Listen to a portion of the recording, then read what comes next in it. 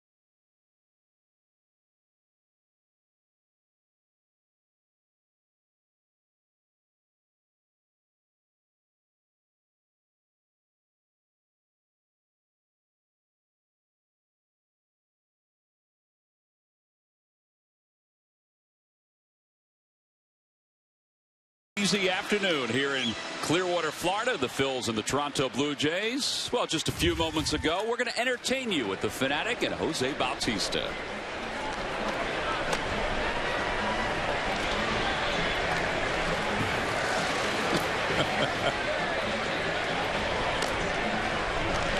First, it was Bautista who was challenging the Fanatic to adhere to his exercise program. Jose did not like it. The fans certainly did. If I can read his hands properly, I'd say he gave him a 5 out of 10 on that. No way the Fanatic was going to be able to do that. I don't know if he was trying to do it or if he was saying, you win. But then the Fanatic said, all right, listen, I've got a challenge for you. Listen to the reaction of the crowd in the background. I mean, it was funny. Bautista did try. Little slower.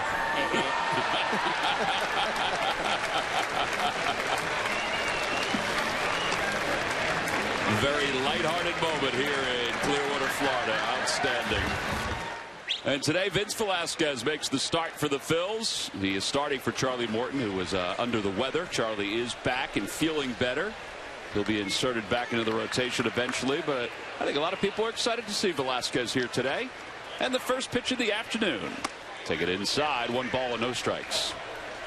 Well, one thing we know, Ben, is he throws some gas. He does bring it. We look at his scouting report, 90-96. 3-pitch pitcher. His last outing against those Buccos, very, very good. 3 innings pitched, no earned runs. His first outing of the spring came against the Blue Jays, which in all honesty is one of the big challenges for any pitcher during spring training in Florida, is facing this lineup. You just look at the names in the lineup and you get a little scared. 1 ball, 2 strikes to Kevin Pillar, the center fielder, leading things off for Toronto. Blue Jays come in with 9 wins this spring. I wouldn't say you get scared. You take notice. I think you take notice. You take notice. Because you know that they backleg just about everything. And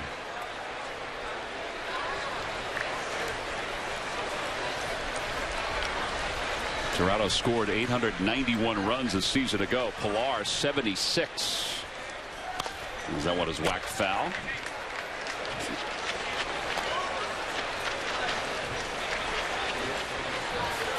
John Gibbons, his second go-around as the Blue Jays manager. It's not often you see a guy manage a team, go away for a few years, and then come back and be named the manager again. But the Blue Jays have had 2 such instances with Gibbons and Cito Gaston during their history. And again, the 1-2 pitch to Pillar. In the air to center field. Going back on it is Odubel Herrera. He got a good jump, and he makes the catch going away. What a play by Odubel Herrera. What a play is right. That ball had some carry on it. I thought coming off the bat, there's no way that ball goes this deep. But Odubel gets on his horse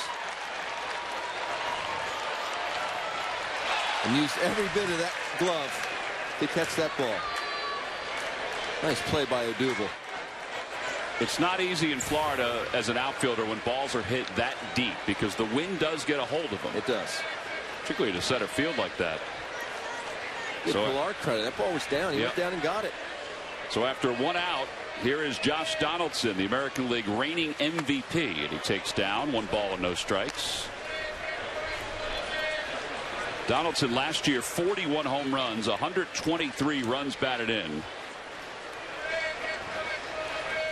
Mentioned that number where the Blue Jays had 891 runs a season ago, 127 more than the second place team in the American League, and that was the Yankees.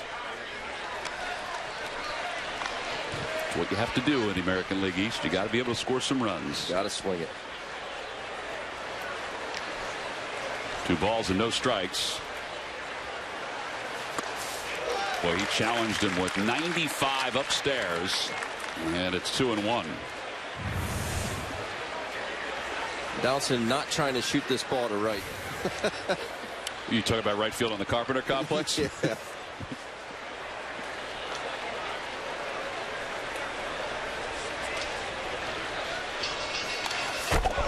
Back to the net, and it's 2-2. I was next to Josh on the driving range when we played in that Pro-Am last Monday, and I'll tell you what, that little fella can hit some bombs. Are you saying that he's little just because he's 2 inches shorter than you are? I wouldn't say 2. 2 balls, 2 strikes. Can definitely create some head speed, some bat head speed, some club head speed. Line drive to left field. It's a bullet, and it's over the head of Goodell, who smothers it and will wind up holding Donaldson to a fast single. Let's look at the rest of the Blue Jays starting lineup, brought to you by Xfinity. Xfinity X1 will change the way you experience TV.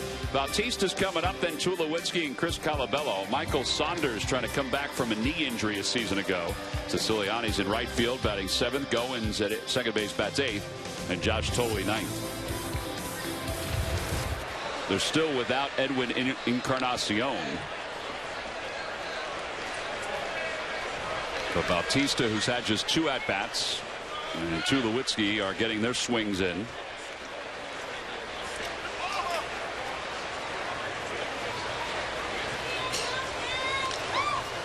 Velasquez offers the Phillies something very different than anybody else who potentially could be in their starting rotation. And that is a mid-90s fastball. Consistently a mid-90s fastball. He definitely is a max effort guy. Everything he throws hard, which I honestly don't have a problem with. He wound up pitching in 19 games last year for the Astros, but he's got such good stuff that they used him out of the bullpen because they didn't really need him as a consistent starting pitcher in the big leagues. That one is spun into foul territory. Ryan Howard will make the catch. Good pitch. Now there are 2 outs. Boy, he hits his spot here. You know, if Joey Bats can't get to that pitch, you know, it had some hair on it. Well, here's Troy Tulowitzki. They played in 41 games in the regular season last year for the Jays after being acquired from the Rockies. 5 home runs, 17 runs batted in. Although his offensive numbers, as he's pointed out, were a little disappointing. They did win 31 of the 41 games he played in. He added a lot defensively, even though they weren't shabby at the shortstop position. Yeah, first thing you think of when you think of Troy Tulowitzki is offense. But I think his defense goes underlooked a lot of the time. A 1 pitch, up high, 1 ball, 1 strike. And for his body size, he's a big guy. Much like a Derek Jeter or Cal Ripken Jr. These are big-bodied shortstops and still able to get the job done. He's just had injuries during the course of his career. A lot of oblique injuries. Boy, a good pitch on the inside part of the plate. That slider from Velasquez.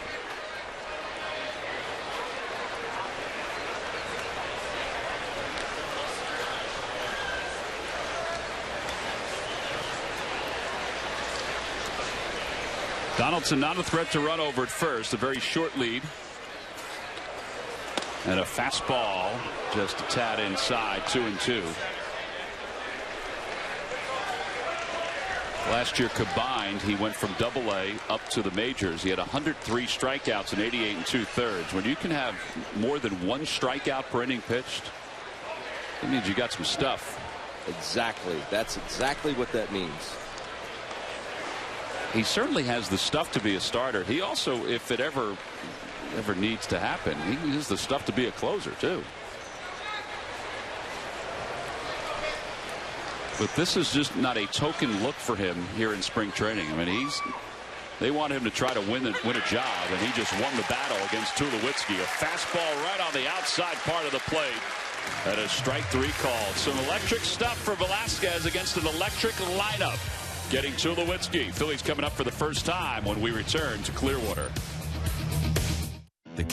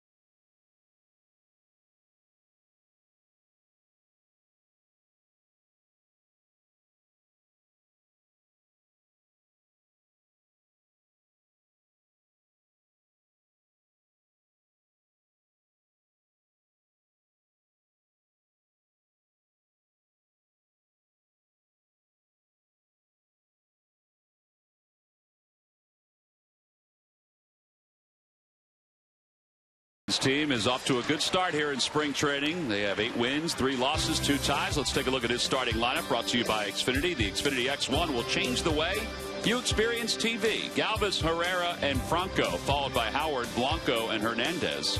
The bottom third of Carlos Ruiz, Tyler Goodell, and David Lowe. And they will face for the second time this year knuckleballer R.A. Dickey. I don't know, Ben. Sometimes they say the knuckleballer will knock you off track. The Phillies are on track offensively. R.A. Dickey has the kind of knuckleball that can knock you off track a little bit. It's a good one. And what sets his apart is the fact that it's so hard. If we take a look at his scouting report, he will throw that thing hard. Sometimes you actually see that knuckleball get into the low 80s. He will throw in a few fastballs, change up not so much, but pretty good record against the Phillies career, 5-4 with a 3.03 ERA. When he was with the Mets, he had some runs against the Phils that were incredible. In fact, in one season, he had a 3-start run where he was absolutely dominant against the Phillies hitters. Face Freddie Galvis to start things off. Galvis, Herrera, and Franco to kick off the bottom of the first. And a knuckleball in there. It's 0-1. I'm kind of anxious to see how some of these switch hitters, the Phillies have 3 in their lineup today, how they approach R.A. Dickey. Yeah, a guy like Shane Victorino a lot of times would bat right-handed against the knuckleballer. Bernie Williams would always hit right-handed against Tim Wakefield, and they had many battles between the Yankees and the Red Sox. A lot of hitters like to do that, go from their natural side. And a lot of switch hitters are born right-handed hitters. Inside, and it's 2-1. At some point, the next couple innings, give your perspective on hitting it, but also catching a knuckleball. Because you had to do both, I would think, at some point. Well, I never had to actually catch one in a game, but there's a few guys that had good ones he's playing catch with.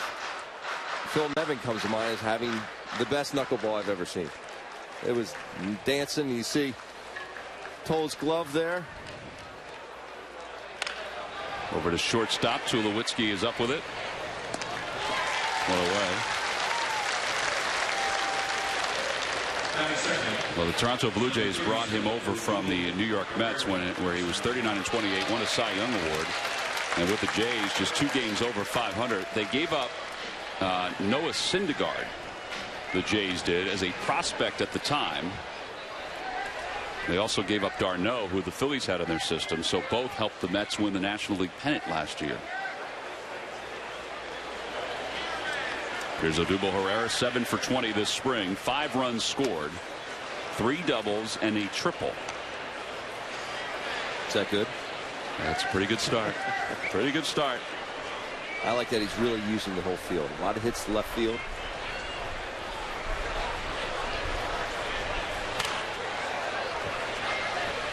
The key to catching the knuckleball, if we look back, is to have a very relaxed hand.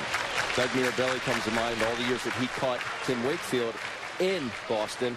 He was a very relaxed left wrist, very relaxed, and almost kind of just, you don't want to get your hand locked in any type of position. Then you start stabbing at that knuckleball. You have to wait till it breaks the latest minute to go, or latest second to go try and catch it. Be very soft, like you have a giant pair of tweezers. Take a look at this knuckleball. It just doesn't spin. So you never acquired one of those big old pillows that Josh Toley's using behind the plate? I did not.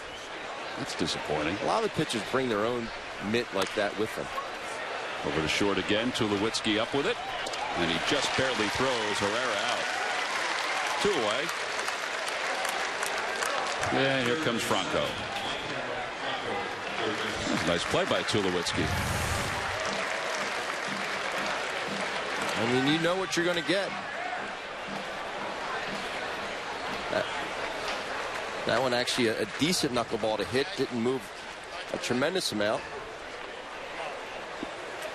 Just have to make sure it's up. I know it's easier said than done, but you just have to get that knuckleball up in the strike zone. 1-0 to Franco. Franco, 4 home runs, 10 RBIs to start the spring. That one was up, but he didn't let it get too deep. It's 1-1.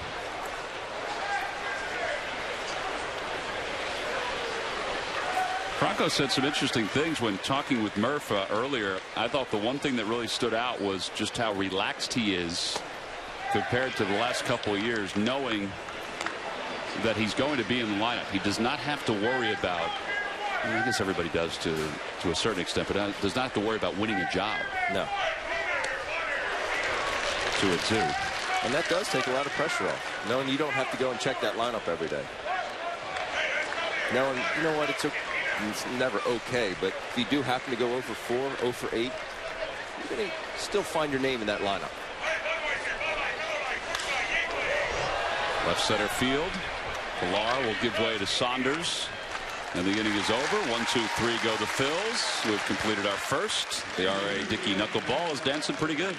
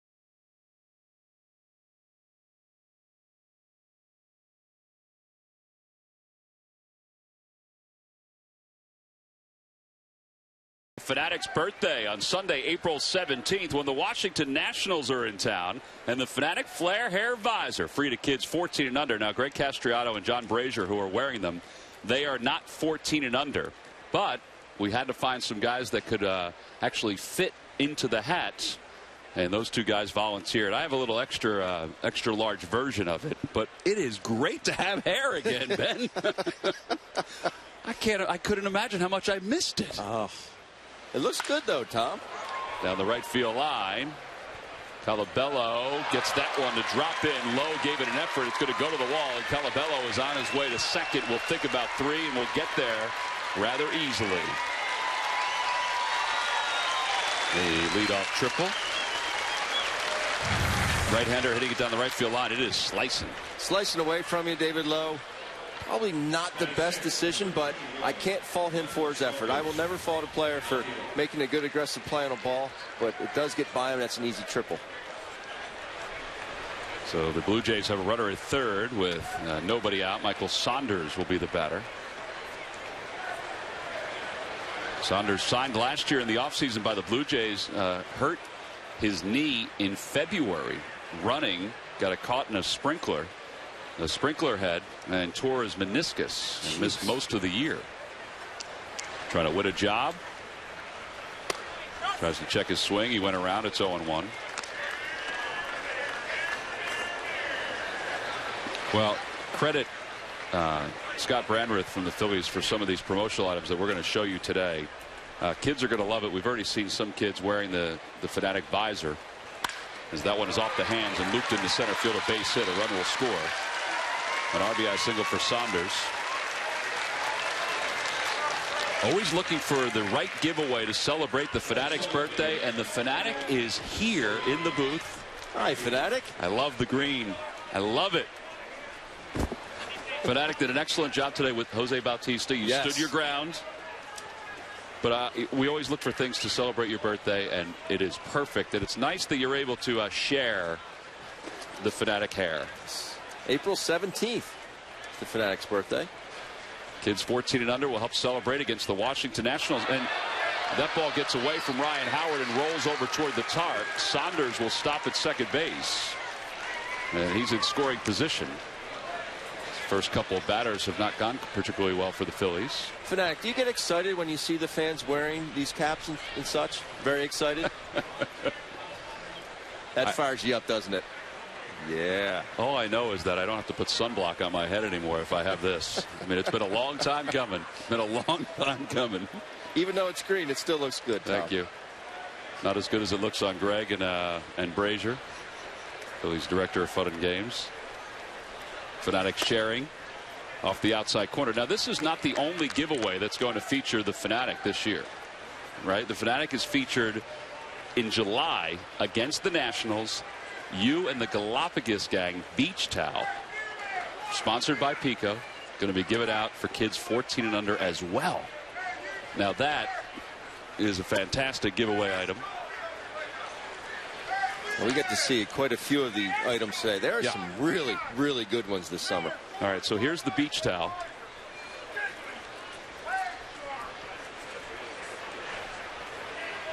Two balls and no strikes to Siciliana. Up high. All right, so here is the beach towel. Now that is a giveaway to remember. That's right. Cover it up. There you go. Perfect. Fanatic, I even think that the Galapagos Gang beach towel will fit around you when you come out of the pool. See a lot of those down the shore this year. Yeah. Well, it's part of a long list that you can check out on Phillies.com. And Fanatic, we appreciate it. We know you have to go prepare for the rest of the afternoon, and I'm sure we'll see you again as the day moves on.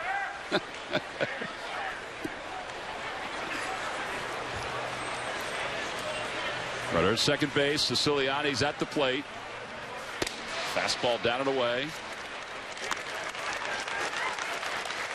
Yeah, that's ball 4. So Velasquez running into a little bit of a speed bump here in the top of the second. Right. Hasn't lost the velocity, Ben, but probably just the command a little bit against these first 3 hitters. He's going pretty hard right now. Said in the first inning, he's very much so a max effort guy. Here's Ryan Goins. Goins played in 128 games last year.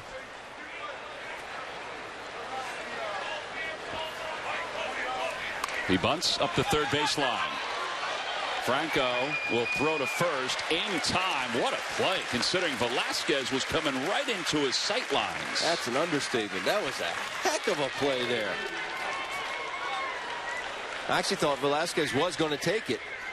Michael calls Vince off, takes it himself, and fires a strike to first base. I didn't think there was going to be a play at first base. No, I didn't either. Because the bunt was perfect.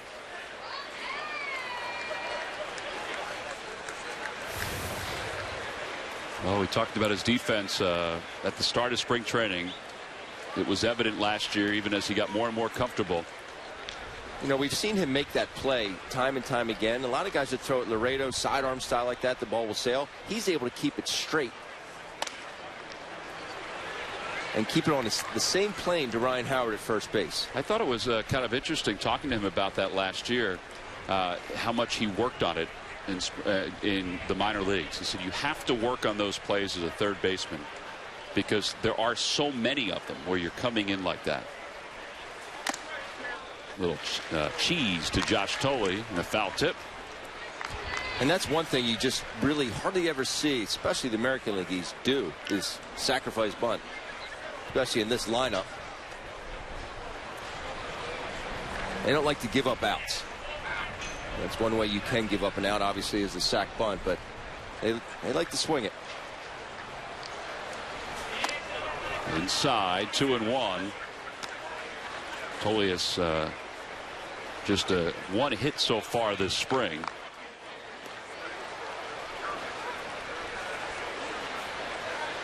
He was also acquired from the Mets and was acquired to kind of be R.A. Dickey's personal catcher.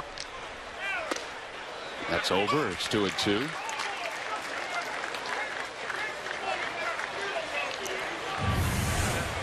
He's pitched a changeup here at 87. Always nice we could throw that pitch behind in the count.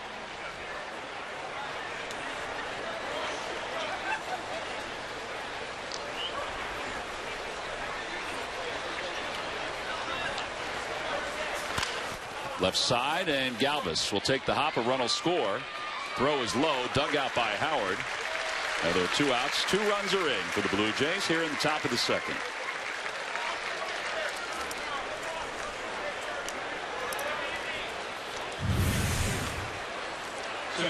Nice scoop by the big piece at first base.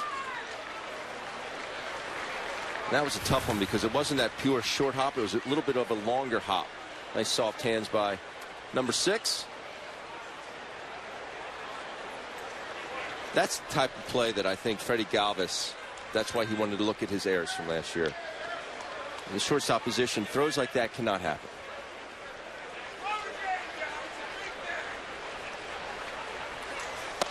Pilar takes at the knees. He was robbed by Odubel Herrera his first time up. He's batting here with a runner at second. 2 runs are in here in the top of the second.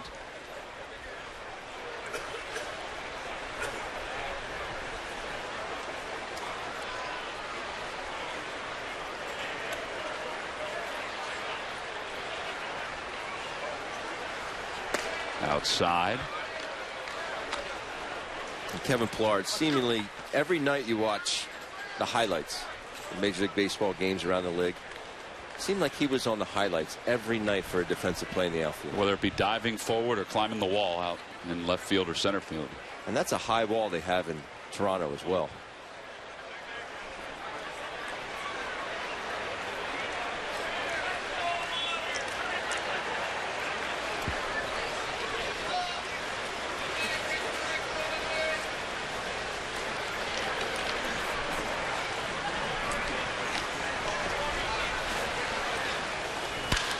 Fly ball right center field. This one's a little easier this time for Herrera.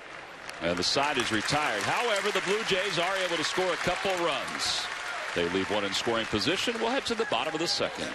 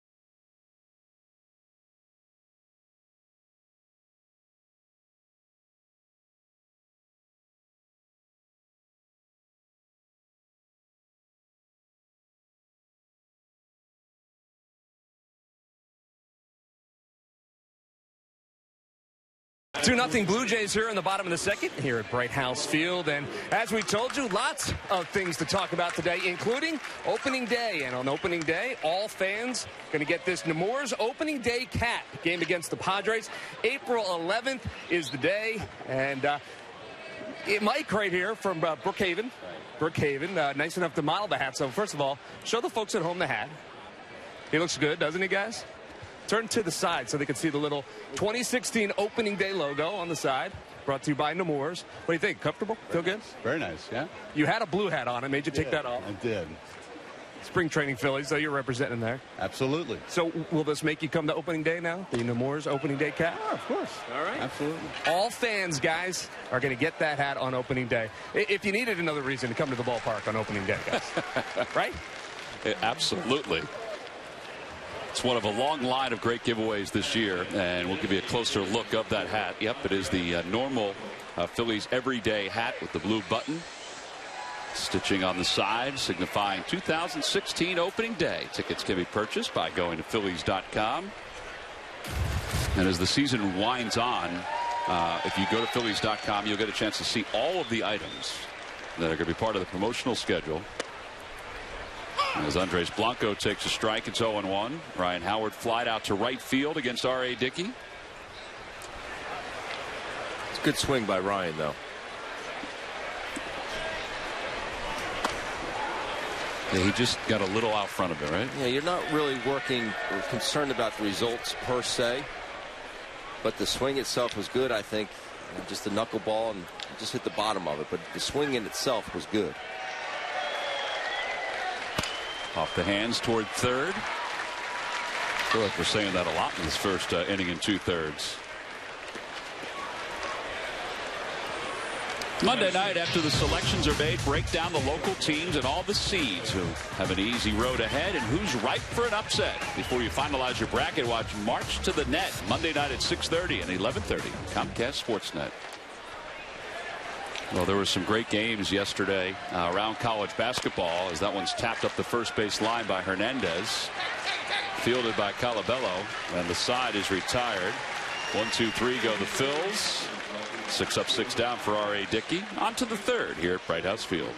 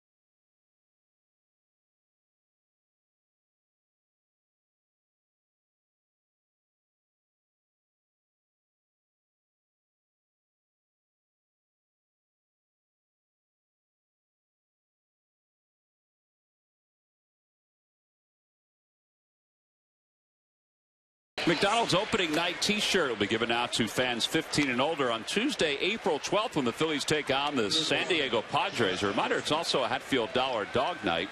There's a look at the opening day T-shirt right there on your screen. And if you don't believe that it's a cool looking T-shirt, well, we have some folks that are modeling the T-shirt for you. And in fact, down the third base line, Dominique has decided to show off the Phillies opening night T-shirt. And if you started your collection more than a decade ago of all the opening night T-shirts that have been given out, you have a very cool collection at this point. Yes, you do.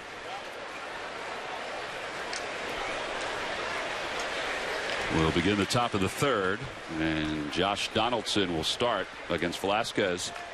All right, so Ben, as a starting pitcher, young starting pitcher, really good first inning, little trouble in the second inning. What do you look for here in the third for him to sort of bounce back? Continue to throw strikes. Work all your pitches in. I know you're getting really into the heart of this lineup. He offset it a little bit by throwing a breaking ball, and Donaldson not really running up the line, so it's an easy out. And one away. Yeah, he may have broken his bat. Doesn't mean he broke his legs. Well, next time you have one of those pro-am outings, you can have a conversation with him about it. What not to do, kids at home. Well, a good start. Now here's Jose Bautista, who popped out to first base in foul territory. Only time up. So back-to-back breaking pitches to begin the third for Velasquez.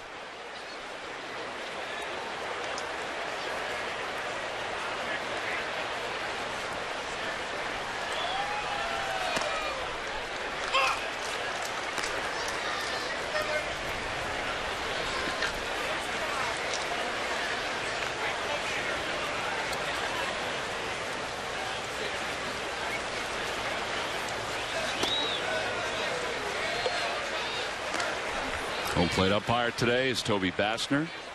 Bob Davidson starts at first base. Tom Hallion starts at second, and James Hoy around at third. Phillies had the shift on, and they played it perfectly. And Freddie Galvis this time puts a little extra on that throw. And there are 2 outs. Speaking of Bautista, if you're just tuning in, you missed a little of this during the pregame.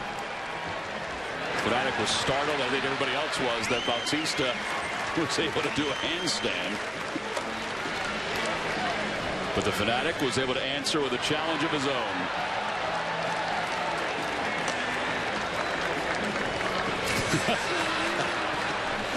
Now that's the 3rd time we've seen that. Yeah. And we laugh still.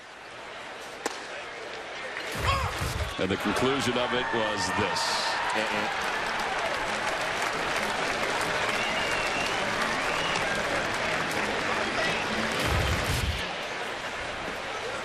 Tulowitzki struck out his first time up. Pops this one up behind home plate. Ruiz has room. Well, you want to talk about an excellent bounce back inning for Vince Velasquez. After allowing 2 in the second, he throws 7 pitches here in the third and works a 1-2-3 inning.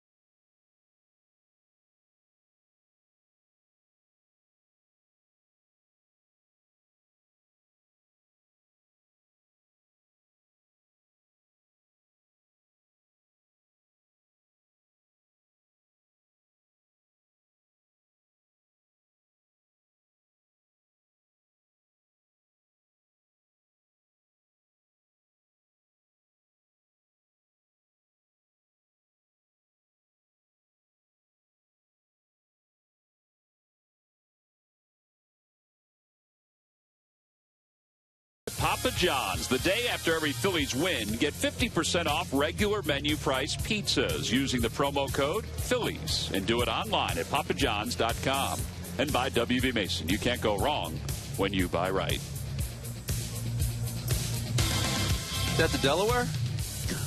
I don't think it's the Delaware. Delaware might look like that, though, at some point in the next couple months. Or the Schuylkill. Or the Brandywine River. Brandywine's not that wide. Carlos Ruiz leads it off. That was old Clearwater Bay. John DeSangro, our associate producer, brought the boat out over the last few days, killing some time after watching his Temple Owls win yesterday. Carlos Ruiz gets the first hit of the day for the Phils. So he's aboard. Tyler Goodell's coming up.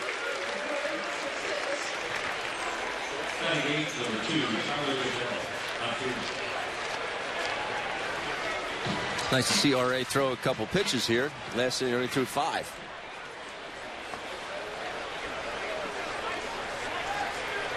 That pitch there, apparently at 102. It's a hard knuckleball. Well, the wind is blowing in a little bit. 1 ball and no strikes. I think they've recalibrated that. Yes. Last one was at 72. More like it.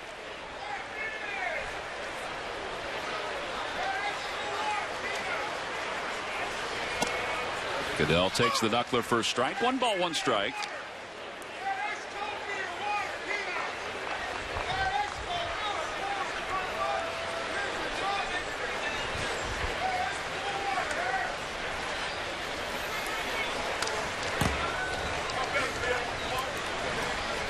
I think for a lot of these guys that are, let's say, of Tyler Goodell's experience level, probably haven't faced too many knuckleballers. No. The minor leagues are not filled with them. Actually, Major League Baseball is not filled with them. But minor league baseball doesn't have too many. Little low, 2-2. Red Sox organization for a long time had a knuckleballer by the name of Jared Fernandez, who was a true knuckleballer from when he arrived from Fresno State and progressed up their organization ladder before he made it to the big leagues. A lot of times the knuckleballer is, you know, in the same storyline as an R.A. Dickey, where you start out as a regular pitcher in the big leagues and you make that adjustment. Dan Johnson, who was a position player for the Tampa Bay Rays and a number of other teams for a long time, is now coming back as a knuckleballer.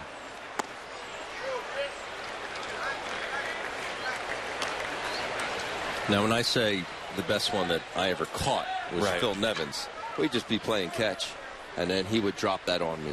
Yo, you're gonna knock my teeth out. It would just cut. I mean, he threw it hard too, and it would just not move.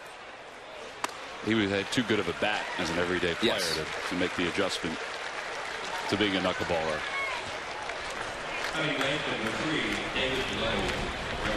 A little extra on this pitch right here from R.A. Dickey up in the zone. And that's what he's able to do. He just, that was a fastball, I believe. Just climbed the ladder. See the different grip.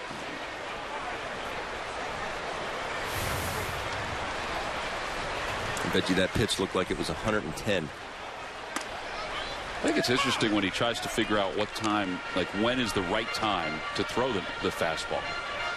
All right, I'm going to throw 8 knuckleballs in a row, and then I'm going to surprise you with a fastball. I think he pretty much just reads the swings.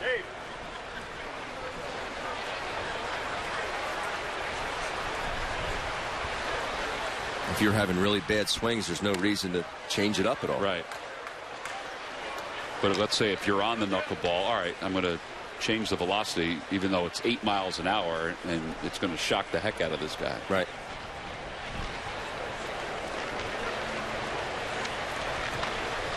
David Lowe has 4 hits and 14 at-bats here in spring training. That one is sprayed foul. I'm sure R.A. as well as sometimes he's throwing it maybe a little bit harder. It's not doing as much, and he says, "Oh, I need to, go back on the throttle a little bit, throw it a little bit softer." Maybe then it starts dancing more. Conversely, maybe it's the opposite. Maybe he's not getting that movement when he's throwing it not as hard. He starts really throwing a little bit harder. That's when he's getting the movement. Depends on the day for him. Down the right field line. This is well hit. Going back on it is Siciliani. It is gone. Onto the concourse. David Lowe has just tied this ball game up. A 2-run home run.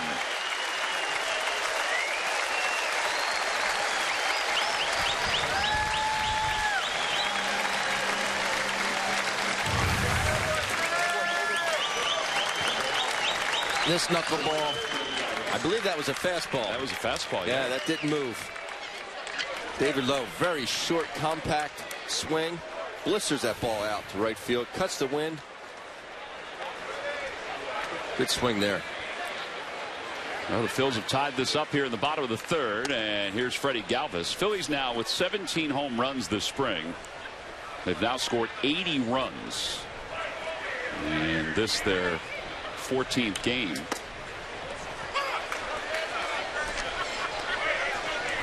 David Lowe had not joined that party. He's not necessarily a home run hitter, but he had not joined that party until now, his first of the spring.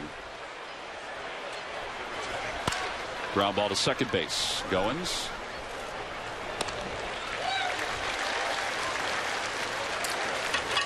Saturday, April 2nd at Citizens Bank Park, the Phillies will take on some of the Phillies future stars of the game. Some of the young players coming through the system, some that we've seen already here in spring training, like a J.P. Crawford or a Nick Williams. It's all part of the Phillies Futures Series presented by PGW.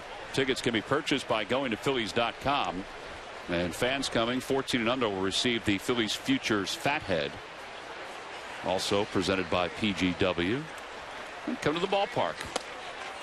It's a novel idea. See some of the Phil's potential major leaguers that may not be up now, but could be up in the next month, in the next year, or sometime within the next decade.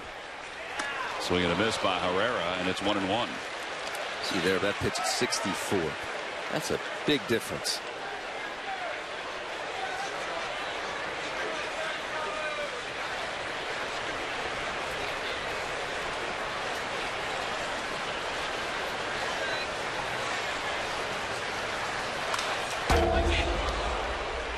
That ball would have been a little trouble last year for the fans sitting over the on-deck circle. Yes, it would have. Because of the extended net. No trouble at all. Phillies coaches are shielded as well with that net, which they've been thankful for a couple different times already.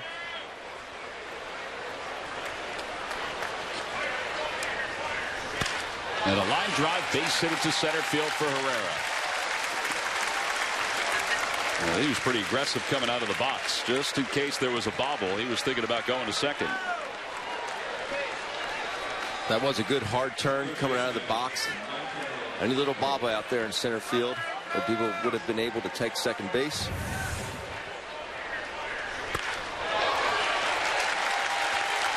Good aggressive turn, which you always like to see. Throws the brakes on.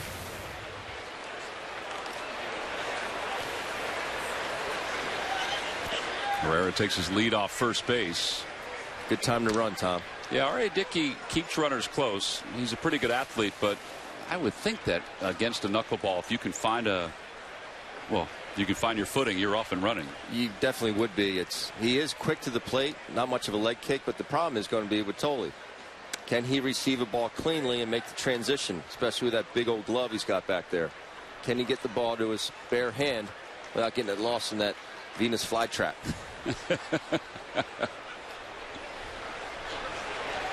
It's like a softball first baseman's mitt.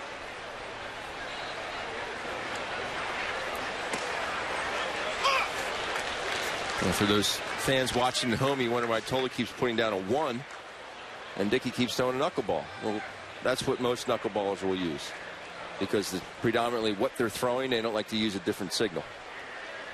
So you see a 1, it's going to be a knuckler.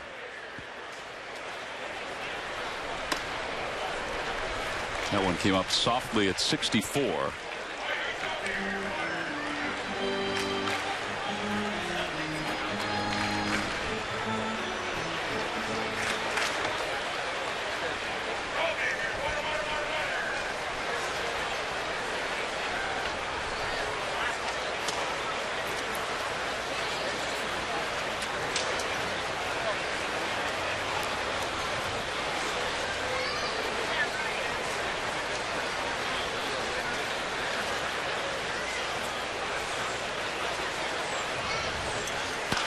Cracked over to third. That's a fair ball down the left field line off the half wall.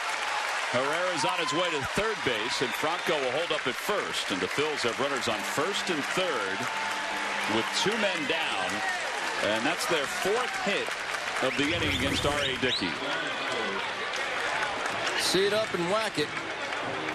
This knuckleball catches it at the top there before it sinks. Rifles it down the left field line.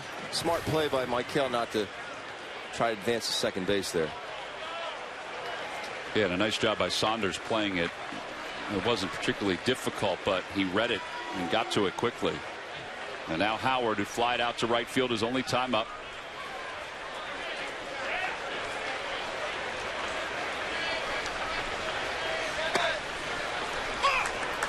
Ryan, who's been battling the same illness that's been going through the clubhouse Charlie Morton, who was scheduled to start today, came down with it sometime over the last couple of days. Jeremy Hellickson the same. He hit a double yesterday against Kyle Kendrick when he was back in the swing of things. That one's off the hands. A base hit. Oh, no. My bad. A ground ball into the shift that for normal folks would have been a base hit. But for Ryan Howard, turns out to be a 4-3 putout. And the Phils settle for tying the game on the 2-run home run by David Lowe. And we head to the top of the fourth.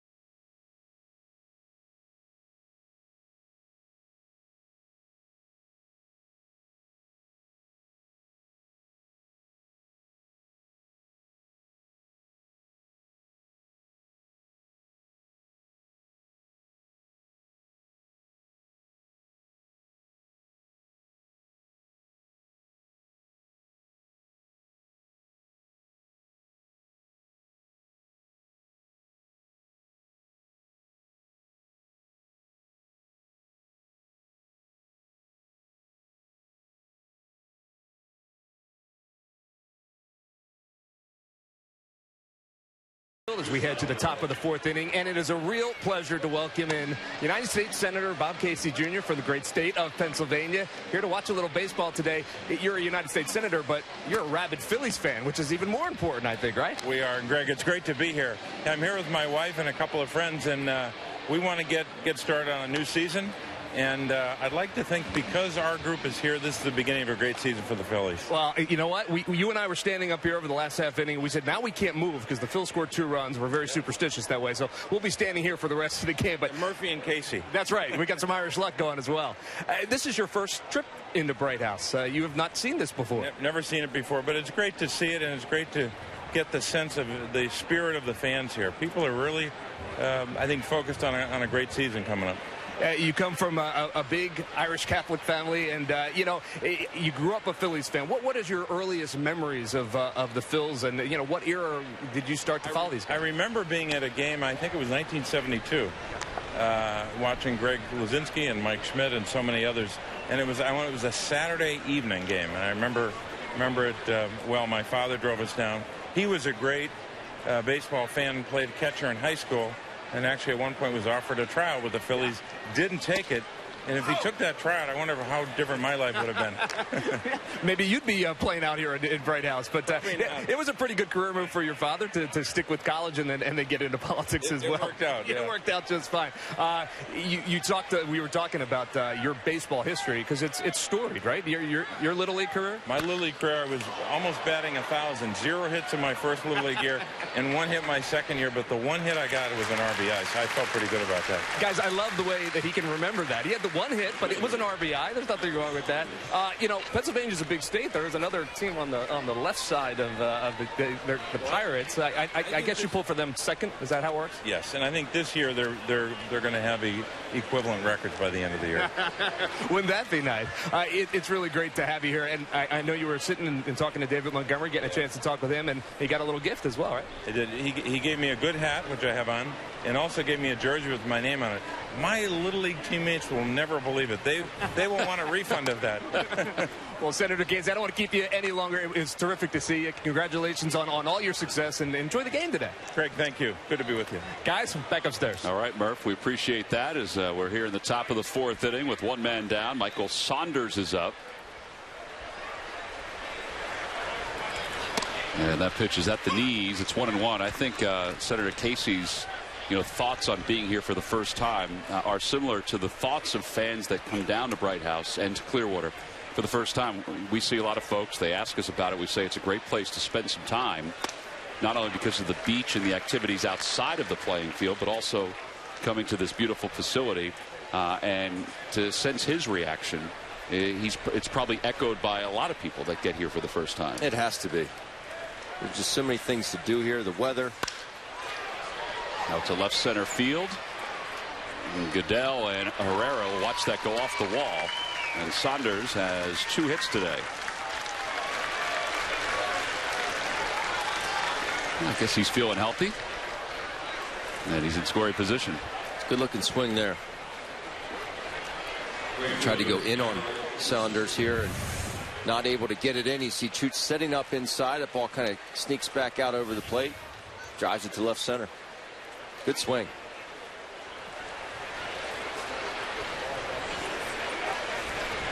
And now Darryl Siciliani.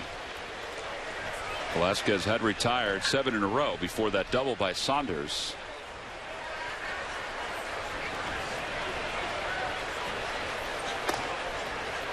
One ball and no strikes.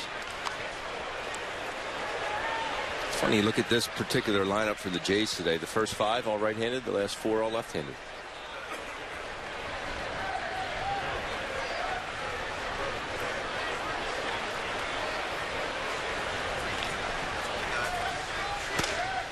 First 4 in one way, shape, or form are probably going to be the first 4, although Encarnacion could wind up being mixed into that cleanup spot once he's back in the lineup. But that's some pop. We saw Tulowitzki last year lead off when he was acquired by the Blue Jays. I just don't know how you don't hit Donaldson third. The best hitter on every team, from little league to the big leagues, hits third. And in my opinion, he's the best hitter on the team. I know other guys put up some numbers, obviously. But if Josh Donaldson is my third baseman, he's going to hit third.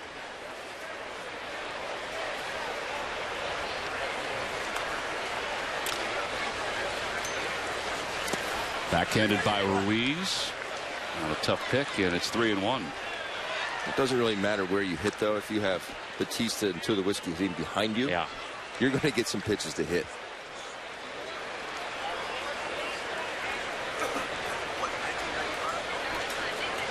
And they do have a solid lineup no matter how you cut it.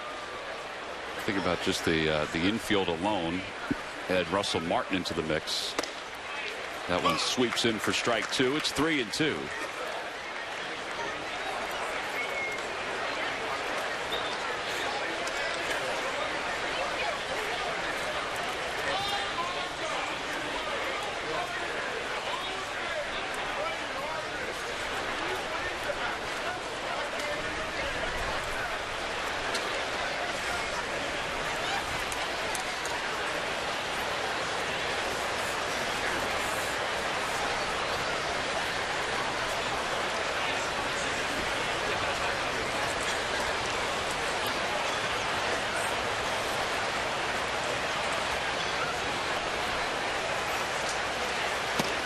Inside, so ball 4. That puts runners on first and second with 1 man down. First time the Phillies see the New York Mets at Citizens Bank Park will be Monday, April 18th. That'll be a Hatfield Dollar Dog Night. 7:05 first pitch. In fact, all 3 games in that series will be night games. Tickets can be purchased by going to Phillies.com.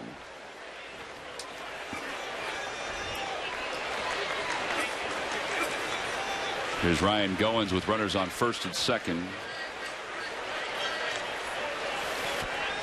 Velasquez has been consistent with his fastball today, velocity wise. That one coming in at 91 with a little extra movement. He's topped off at 96. Pretty much exactly what we had with the scouting report.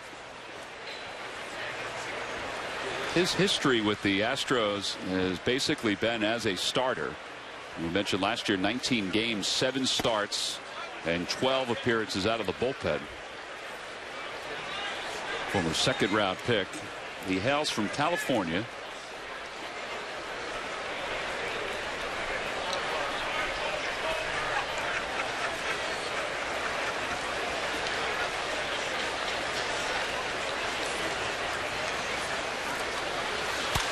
The hands out of play, 1-2. What I'm seeing out of Vince today is kind of like an Aaron Nola. I think if he is able to throw that changeup consistently, he's thrown some good ones today, he's going to have even more success. But overall, I watched the ball game the other day in Pittsburgh, and I was very impressed with what I saw that day. I'm very impressed with what I see today.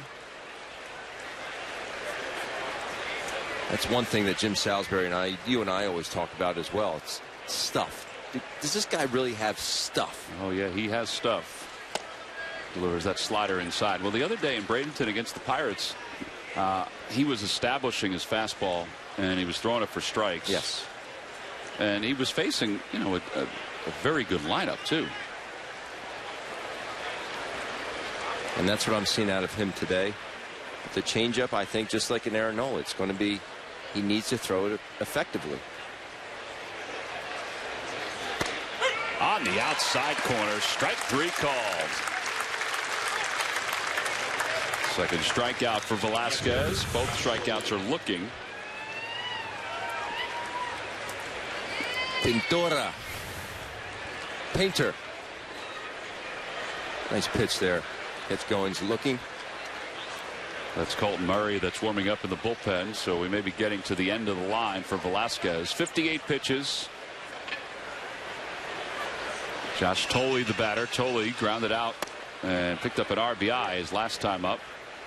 I think Velasquez wanted that first pitch right there. So did I.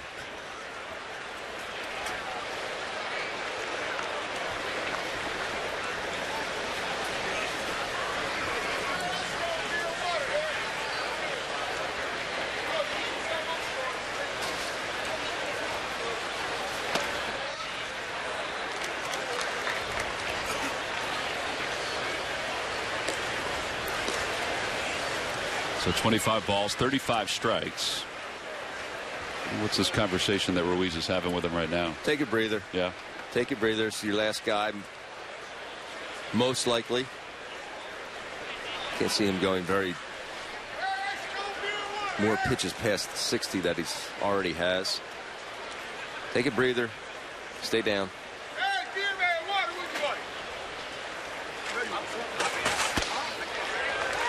Throw 94 right by him.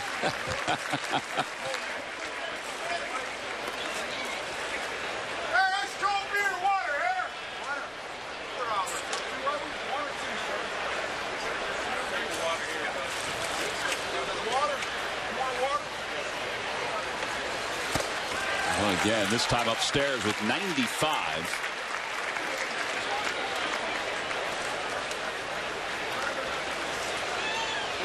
Phillies acquired Appel, Oberholzer, Thomas Eshelman from the Astros in the trade for Ken Giles.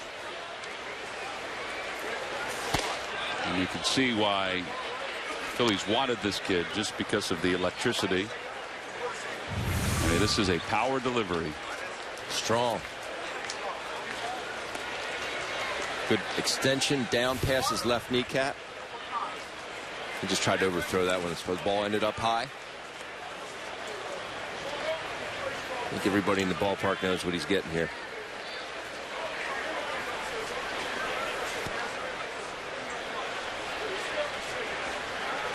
Runner goes, and the pitch is a called strike 3. He came back with a slider, or I should say a changeup.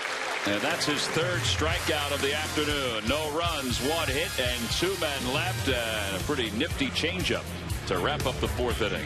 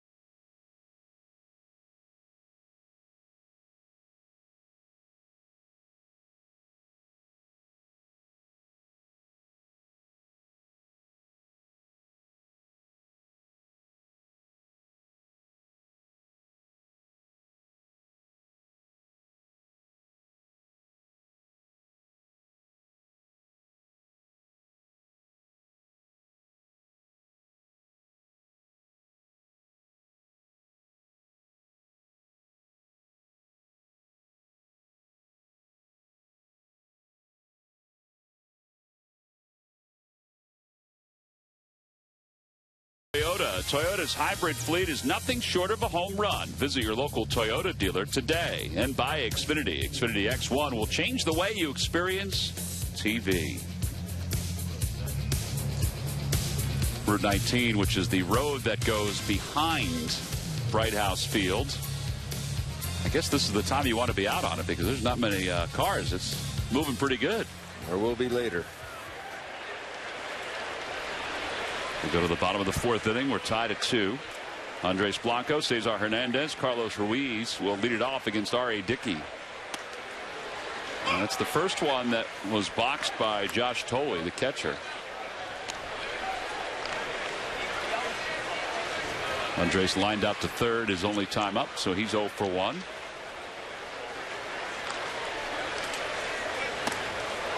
So tantalizing. Andrew Bailey starts to throw in the pen, so Murray was up at least for the moment in case Velasquez ran into more trouble in that 4th inning. Fly ball right field. Going back on it is Siciliani, shading his eyes from the sun, and he makes the catch. That ball carried pretty good. Sure did. Gear up for the Phillies 2016 season. Here with the new Phillies president, Andy McPhail, and new general manager, Matt Klentak, have planned for the future of the Phils. Watch Phillies Focus, presented by Acme, Monday at 11 on CSN.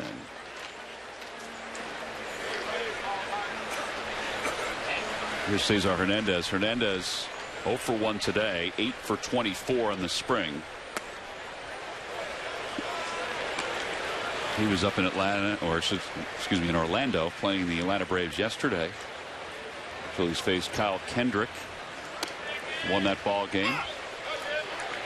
Unfortunately for Kyle, he was released today by the Atlanta Braves. We hope he latches on with somebody. Yes. Off the foot of Hernandez, it's 1-2.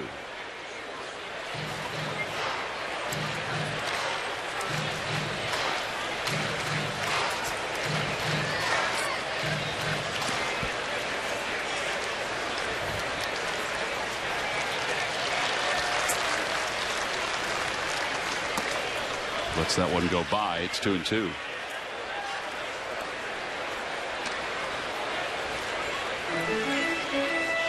What knuckleballers did you face? Did you face any?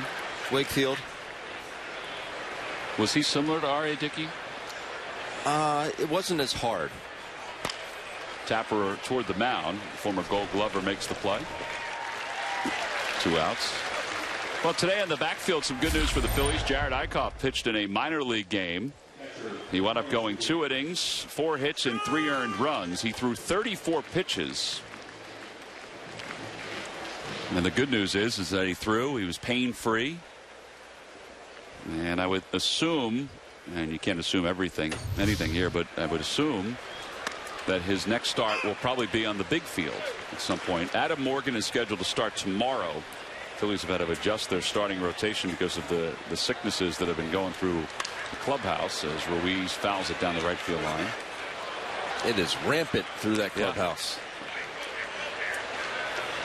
So they've got to get Hellickson into a game to get stretched out again. They've got to get Morton back into a game and eventually put Eickhoff back into the rotation. Phillies will be up in Tampa tomorrow to face the Yankees, and they'll face CC Sabathia to start that game. 1-2 pitch to Ruiz, and Carlos again fouls it down the right field line. Anytime you talk to Bob McClure or Pete McKenna, they do not think that Eickhoff is behind at this point. They feel like he is almost in line with everybody else and will be for the start of the season. That is some good news.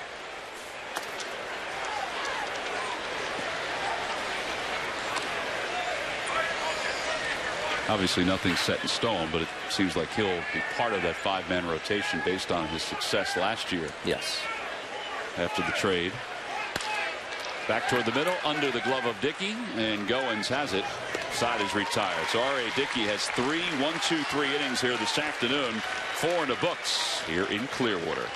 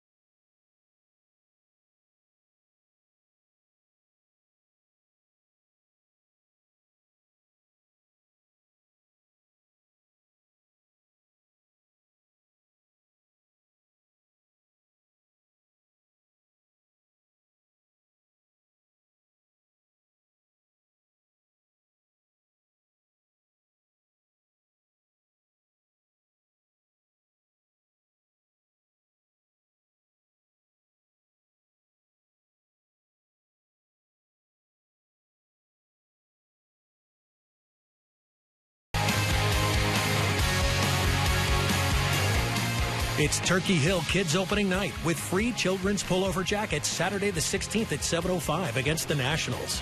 Ordered now. Phillies and the Blue Jays tied at 2 as we move to the top of the 5th inning here in Clearwater, Florida. Each team with 4 hits. Vince Velasquez's day is done after 4 innings, and we'll look back on a live fastball and also a pretty good breaking pitch here today. A good breaking ball and some very good changeups. Was able to get Tolley to end the inning. Last inning, I thought, just like everyone else in the world, he was going to get a heater. There's a changeup there for strike 3, full count. I really liked what I saw out of him today. Well, we'll watch him as we keep moving forward. He's battling for a spot in that rotation. He looked awfully good here this afternoon. Here's Andrew Bailey. Bailey so far in 2 games has been scoreless, and he'll pitch the 5th, and he'll do so against the top of the Blue Jays order.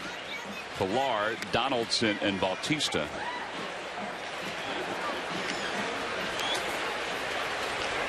Andrew has made it clear, and I think his pitching has shown this too, that he feels as healthy as he's been in the last few years, which is great news. He's been battling shoulder issues during the course of the last 3 or 4 seasons.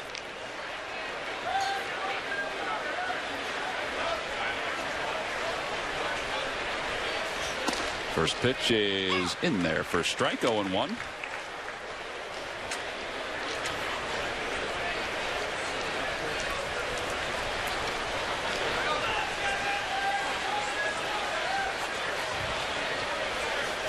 Rocketed, caught by Maikel Franco. Oh man.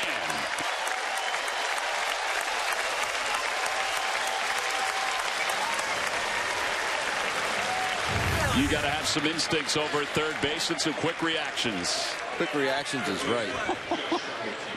Ball got on him in a hurry.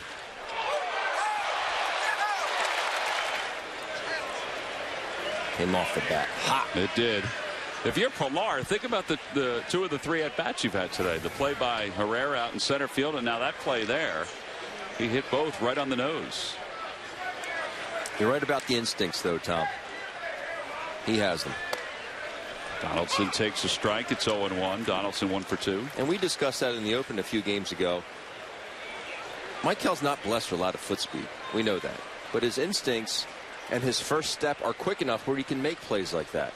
Even balls as slow rollers or whatever, he gets to them easily because his instincts are good. He trusts himself despite not having that good foot speed. Yeah, so there's a difference between defensive quickness and just general foot speed. Absolutely. Absolutely. Swing and a miss. Donaldson.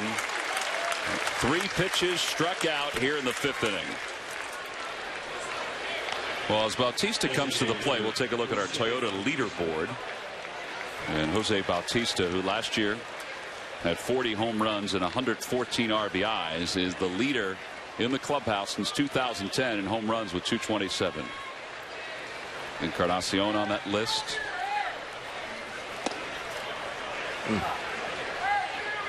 Something clicked. A lot of times some players do take some time, but something clicked when Bautista went over to the Blue Jays. His style of hitting totally changed as he hits this one on the left side of the infield, and Freddie Galvis makes the catch. And a quick inning for Andrew Bailey. Just 7 pitches to get through the 5th.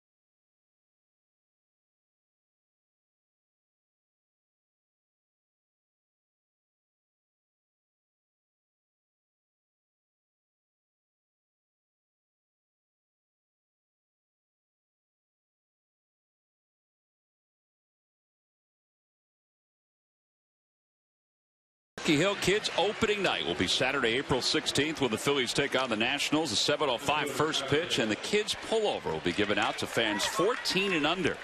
Tickets can be purchased by going to Phillies.com. You can take a glance at that pullover online, or you can turn your television on and watch what Greg Murphy has in store for us out on the berm. Murph? Yeah, Tom, I'm doing a little market research, and I think the zip-up pullover that we're talking about for Kids opening night is a big hit. This is Andrew right here. He's got the Kids pullover on from Turkey Hill. As you said, Kids opening night on April 16th.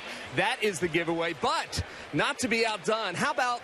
Behind me is Phoebe, and this is the Aaron Nola t-shirt. Why don't you stand up and show people at home? The Aaron Nola t-shirt. This is for June the 4th, kids 14 and under, brought to you by IBEW Local 98. The Aaron Nola t-shirt, and it's got that purple and yellow colors to kind of represent where Aaron went to school, LSU. So my friends here, Meredith and Zoe as well, all enjoying themselves out on the berm, and you're going to get to keep these, right? I'm going to bring you two back something. I was going to say you better. I'm not taking it from them, no doubt. You guys are the first official giveaway recipients of these two jerseys. Are you pretty excited about that? Yeah. All right. Say hi to Philadelphia, everybody. Hi, Philadelphia. Murph, I was thankful that you said you were going to bring those other two youngsters. Some of the giveaways we'll see again, the Aaron Nola t-shirt with the LSU colors, where Aaron went to school and was drafted by the Phillies. We talked about those opening night t-shirts. How if you've had all of those, you have a pretty good collection. Well, if you have the entire collection of t-shirts given out by the folks at IBEW Local 98, you also have a great collection of t-shirts. David Lowe, who homered his first time up, he's behind in the count, 1 ball and 2 strikes.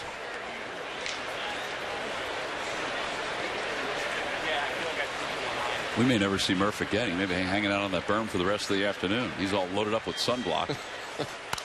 SPF 1000. Oh, did Larry catch that ball? Here's David Lowe's home run, his first time up. The 2 runs scored by the Phils. That ball was rifled out to right field. Definitely went in the radio booth. Yeah, went into the Blue Jays radio. Blue Jays. Off the foot of Lowe. I don't know who's in there today. Joe Siddall, Buck Martinez. There's Dyer Hinojosa warming up.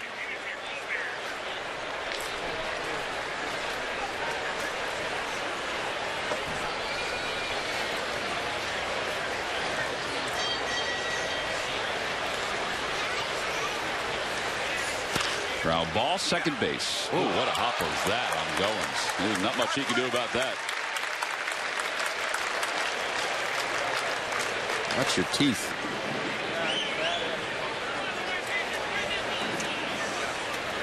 Freddie Galvis made the catch to end the inning, but watch what happened as he was preparing to make this catch. Maikel Franco does not budge. You think these guys aren't having some fun out there?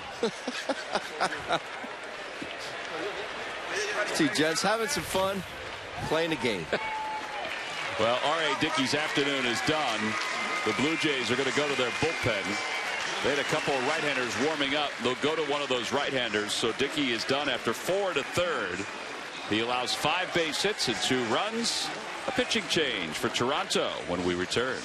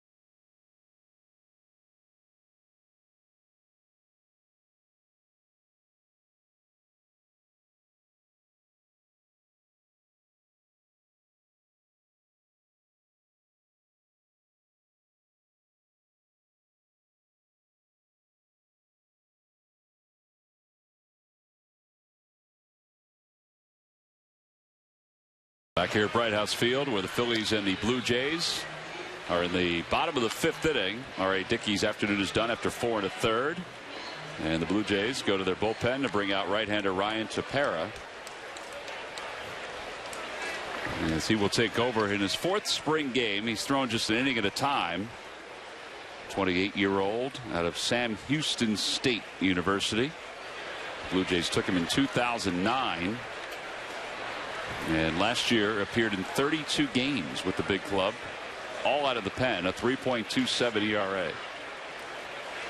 So he'll face Freddie Galvis with a runner at first. Lowe reached on what was scored a base hit, which, I mean, it took a nasty hop. There was no chance that Goins was going to be able to handle it.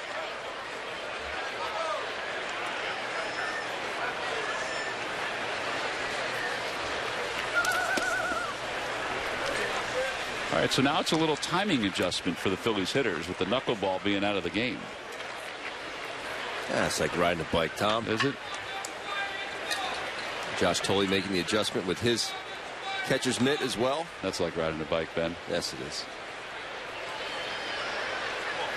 There goes. Pitch is taken for a ball. Throw is high to second, and Lowe has swiped second base. That was a don't even throw it unless you just want to get some work in. David Lowe with a tremendous jump. Not the best pitch to throw on, but see David takes that with ease. Takes me back to the good old days, Tom. Throwing, you mean? Jerk.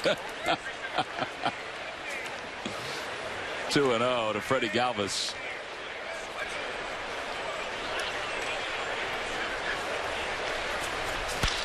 Fly ball center field. Pilar, an excellent jump, makes the catch. Lowe is going to try to go to third, and he will get there. That's all part of what they were working on even last week here in the big field. Recognizing where the ball is and recognizing what speed you have, thinking, all right, can I go or not? Let's be over aggressive and do it. And I like this because you get to third base. I know there's 2 outs, but anything can happen. Wild pitch. Pilar does catch that ball with his momentum going back towards the wall, so there's no chance for him to get behind that baseball, make a good throw to third base. Good job by David Lowe. Yeah, for Lowe, with 1 out, he's kind of reading that. Correct. You know, he wasn't halfway, but he was off about 5 or 6 steps. So when he realized the ball was definitively going to be caught, that's when he decided to go back. A wild pitch, pass ball, anything could happen. Herrera is 1 for 2 in today's game. A ground out to short and a single. Way inside, 1-0.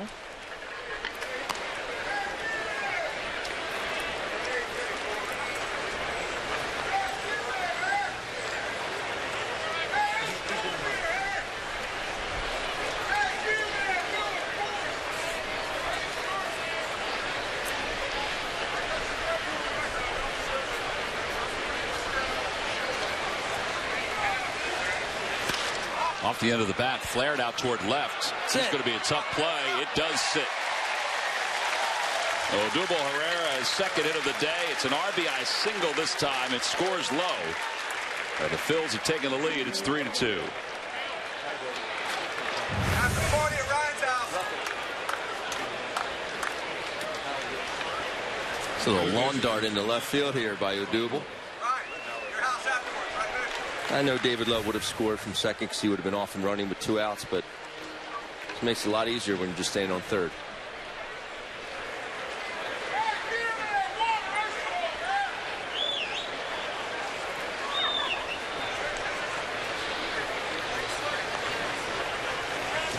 See if Odubel decides to take off at some point early in the count. I know you have Franco up at the plate with 2 outs.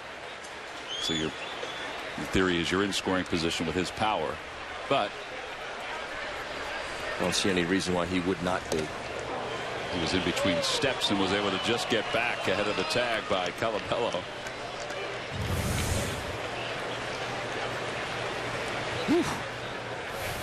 Boy, that was close.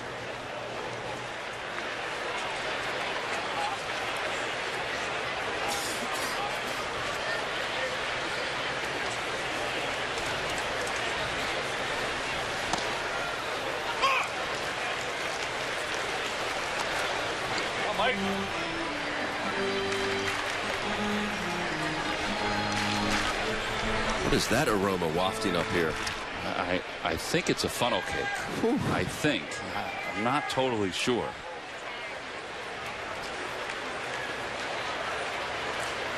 A 1 pitch. Oh boy, that was a pitch he wants back. He just fouls it back. And it's 0-2. Boy, I like that swing.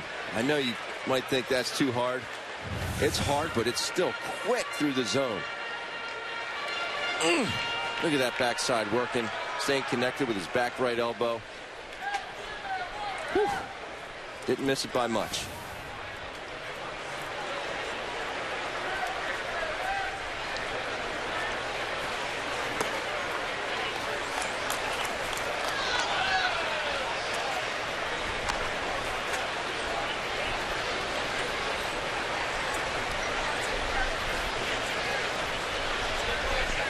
Funnel cake, huh?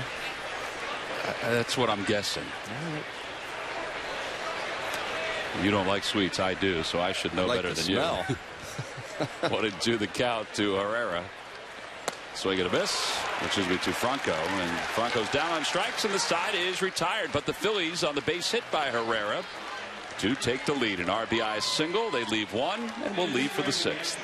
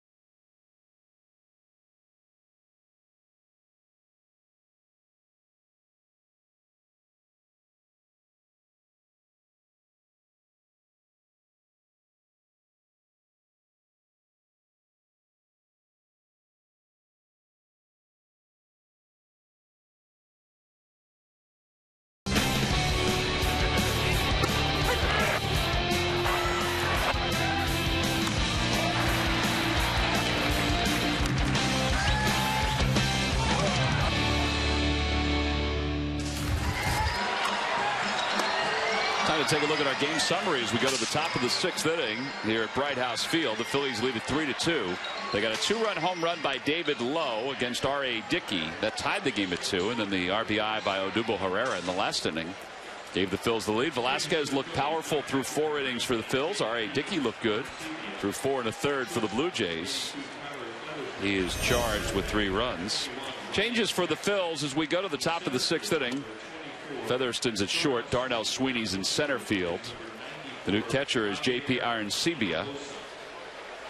Dyer Hinojosa takes over on the mound. Hinojosa's numbers in 3 games, 4 strikeouts in 3 innings of work. So Andrew Bailey, who is battling for the closer's role, now gives way to Dyer. There's Ryan Jackson. He's now at third base for the Phils.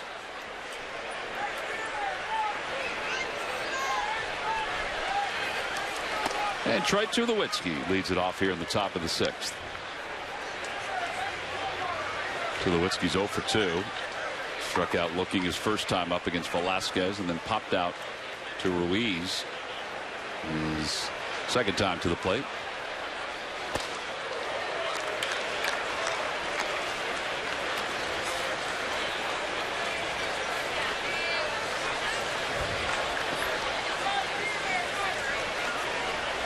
Hinojosa is going to face Tulowitzki here, Colabello, and Saunders. All 3 are major league players for the Blue Jays, including the 5-time All-Star that's up right now. Not sure if he bears down a little bit more. I think he's just in his mind thinking, all right, I got to throw strikes and make this club. Get 3 outs the fastest way you can do it. But Does it help him that he's facing these guys? If he were to set them down handily, I think it definitely goes a little bit longer than if he were to come in the 8th inning and face a number 78, 94, and a 99. That's why you do see closers pitching early in games in spring training. I mean, later on they may go, you know, the 7th and 8th inning, but earlier in games while the starters are still out there. No offense to numbers 98, 94, 93. Right. But the thought is, all right, they've already gotten minor leaguers out, so let's see if they can get big leaguers out.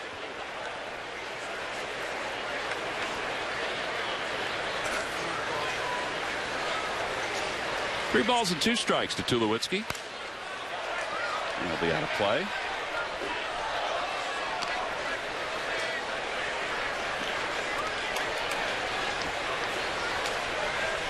Tulo may have helped Dyer out a couple times there, especially on the 3-1 pitch. Chased the ball up. That one was close. That was close.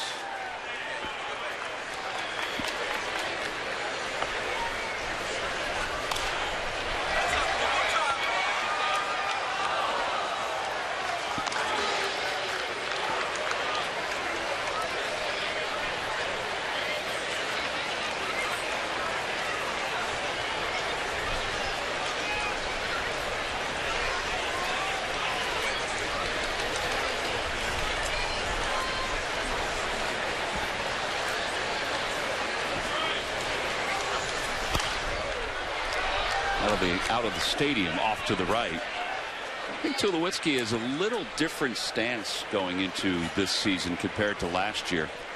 He was straight up and down last year. I thought the bat was a little higher in his starting position than it is right now. Do you see a little difference in his stance? A little bit.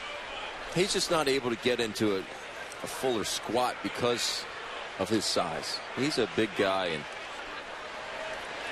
might be a little bit lower with those. Yeah, I think the hands are a little lower. With the hands. Or even out away from his body a little more. The swing looks exactly the same. It does. Would you change your stance often? No. From either side of the plate? No. He still has that big leg kick. Yes, he does. Good swing. No, I didn't change my stance. I knew I was going to get out no matter how I held the bat. Oh, man, that was awfully close. It turns out to be ball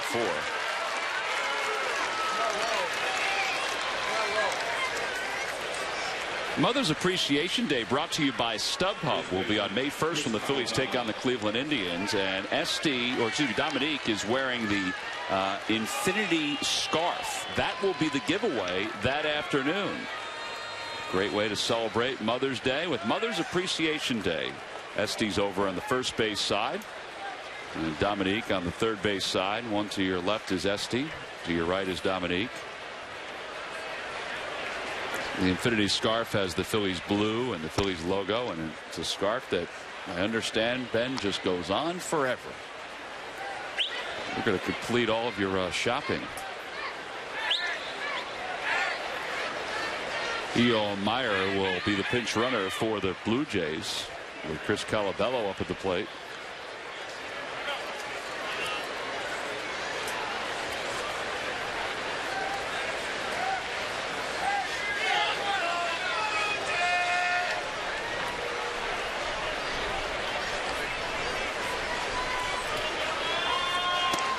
Good pitch.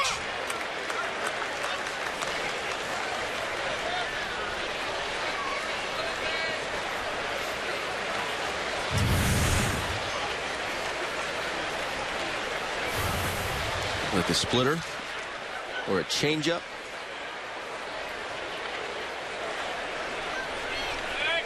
Good throw over to first base. Some quick feet there by Dyer. The big guy has some quick feet. Well, he impressed the Phillies when he came over last year. They picked him up from the Red Sox, and he has been impressive this spring. Tulowitzki fouled off a couple of good pitches and then took a really good pitch to work out a walk. 2 balls and 1 strike.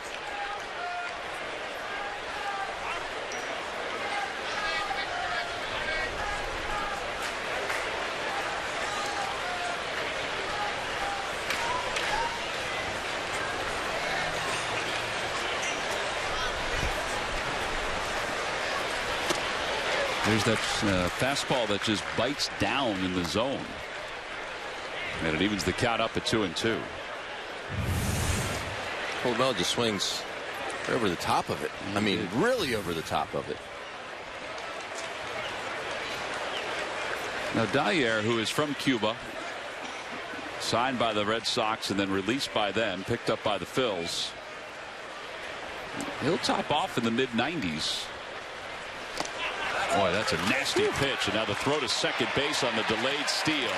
It'll be strikeout, throw out, double play. Aaron Sebia skipped that one off the grass, but he had plenty of time. It didn't really matter. He sure did. Give Aaron Sebia credit. That wasn't an easy pitch to handle. No, it wasn't. I'd like to see Cesar be a little bit more aggressive with a tag, though. You think he kind of assumed that it was a dead duck? Yeah, Meyer kind of snuck his foot in there. Strike him out, throw him out. The bottom fell out of that one, didn't it? It did. All right, so Saunders now 2 for 2. Michael Saunders played 7 years with the Seattle Mariners in the big leagues. 51 career home runs, a lifetime .230 hitter. His best year, he had a couple of decent years, but his best year was back in 2011. He had 19 home runs. Cracks that one over to first. Ryan Howard glides into foul territory, and the side is retired. No runs, no hits, nobody left. We'll go to the bottom of the 6th, and the Phillies up by 1.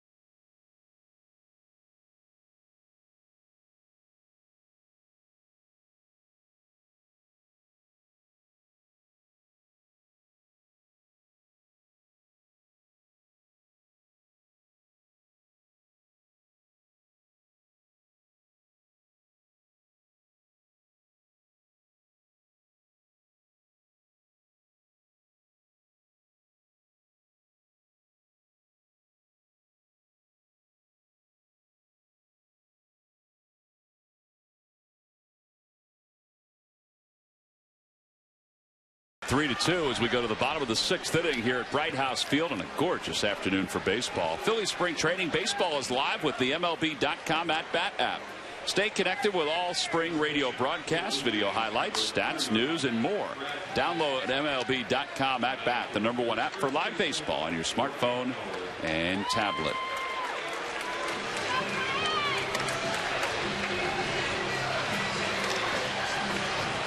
Blue Jays with a new pitcher, and it's the veteran right-hander Brad Penny who will take over out on the mound, trying to make the major league club. All those years Penny pitched with the Marlins. That windup, you would know that windup anywhere. This will be his 3rd game. He's allowed 4 hits in 3 innings of work.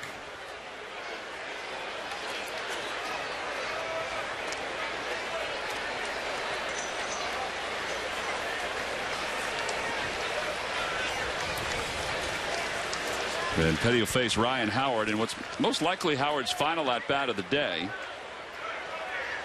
Parra goes 2/3 of an inning, allows 1 inherited runner to score.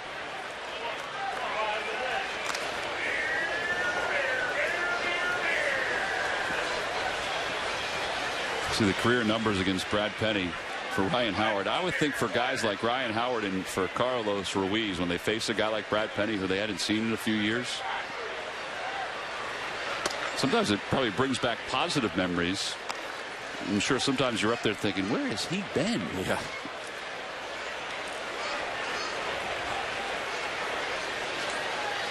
Hitters just like pitchers. You know the ones you had good success against, and you know the ones that dominated you.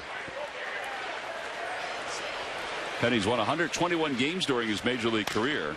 Softly to the right side. Meyer is charging, and he throws out Howard. So the putout goes 6-3, and there's one away. Brad Penny's career numbers against the Phillies, 22 games. He is now 37 years old. And the last time he pitched in the big leagues was with the Miami Marlins in 2014. He missed all of 13. He missed all of last year in the big leagues.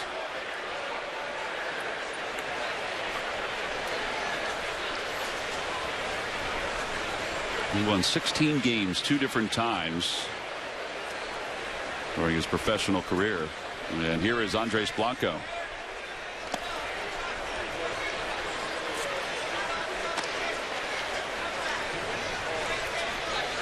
I know you're going to find this very hard to believe, Tom, but Andres came off the field today from taking ground balls at third base. Big smile on his face. Hard to believe, huh? Hard to believe. I thought there might be something else to it. You're going to tell me that he won something or something happened in a positive way. Such a pleasant person. Just happy to be out there.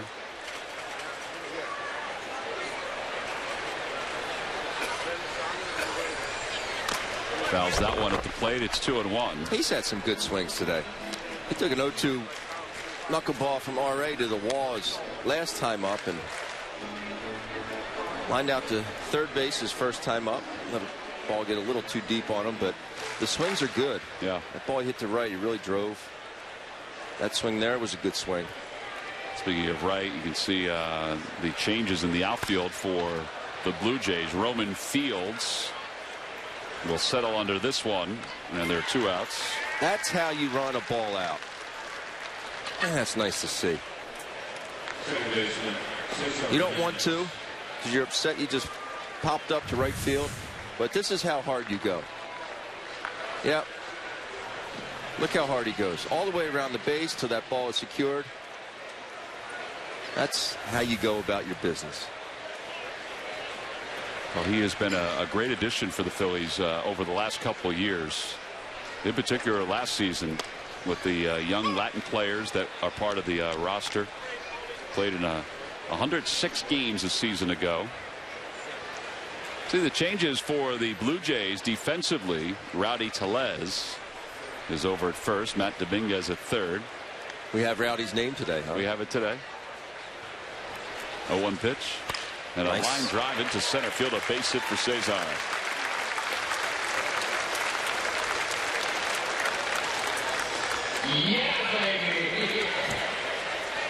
So a 2-out single, and here comes J.P. Arancibia. Arancibia came on to catch for Carlos Ruiz.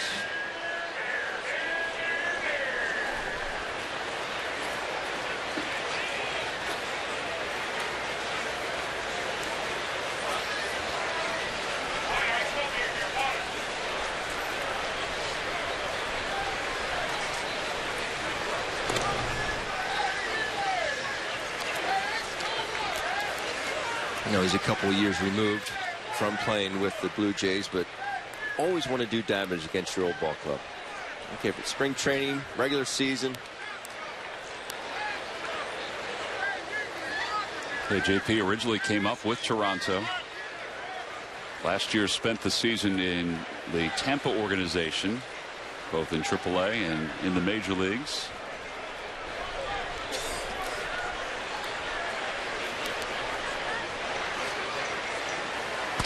Inside, and it's 1 ball and no strikes.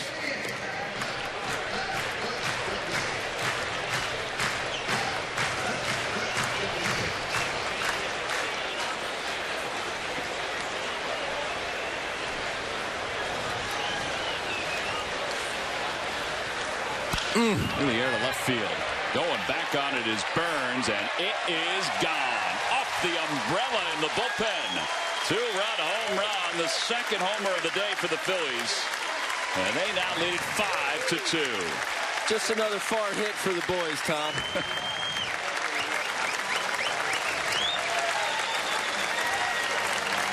like I said, you want to do damage against your ex-team. And that is some damage. Little pop off the bat of J.P. Arancibia. If that was a slider that just really backed up or a hanging changeup, either way, it's good for 2 for the good guys. Arancibia's second home run of the spring. Now here is Tyler Goodell. And he fouls it back.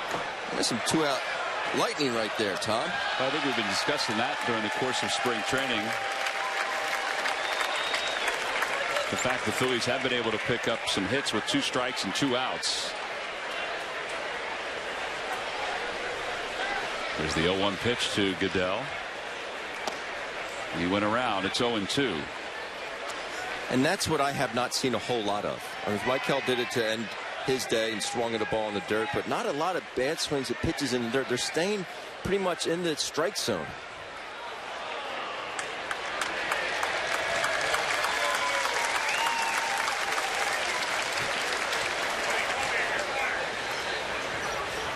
And a line drive off the glove of the first baseman Tellez. That ball was grilled by Tyler Goodell. And that'll be a base hit. Phil's 3rd straight hit. David Lowe is coming up. Well, as we reach nearly the midway point of spring training, here are the rest of the games that are on tap, including the matchup against the Orioles back home in Philadelphia and the Phillies Futures matchup on the 31st of March. Our next game will be on St. Patrick's Day against the Rays. We've enjoyed our time as we always do here in Clearwater, and our time will continue. Phillies score a couple more runs here in the 6th inning on a 2-run home run by J.P. Arancibia. It's his 2nd one of the spring. Foot down, and Brad Penny is no match for J.P. Arancibia on that 2-run blast to make it a 5-2 game. First day.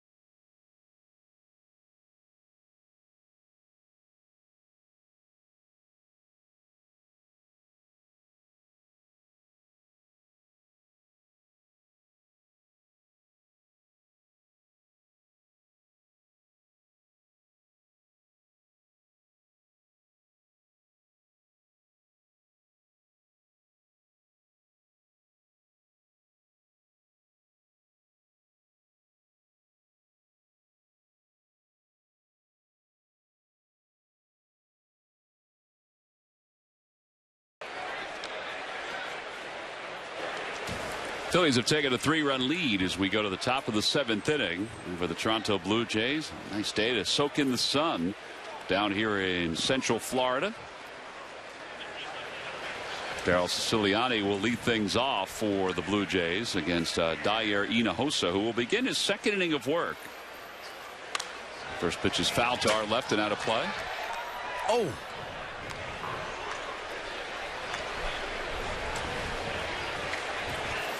Phillies made a couple of roster moves earlier today. They reassigned to the minor league camp Greg Burke, the veteran pitcher, and Gregory Infante. We've seen Burke pitch a couple times up here on the big club as Hinojosa fires a strike, and it's 0-2 to Siciliani. Easy for me to say. It's a lot of vowels, Tom. Really a lot of vowels. Still a lot of guys in camp, though, for Bob McClure and Pete McCannon and Larry Bowa to look at.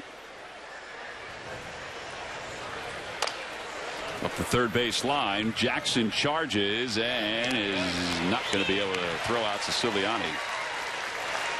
He's been on base 3 times. So the players that remain in camp by position, there's 61 in total, 32 pitchers. Still a lot of pitchers. Still a lot of catchers. We'll probably see them freed up soon. 13 infielders and 9 outfielders. You might see the outfielders stick around a little longer because of the injuries to Altair and to Cody Ashe. Just to get a look at some other guys. Here's Ryan Goins. He's grounded out. He's also struck out.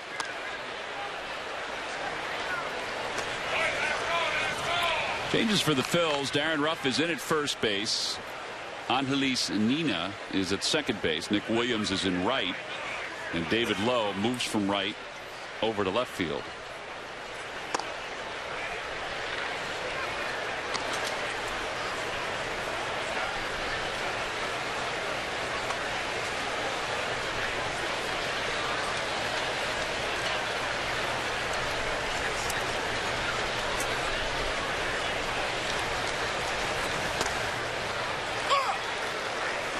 Threw him a changeup.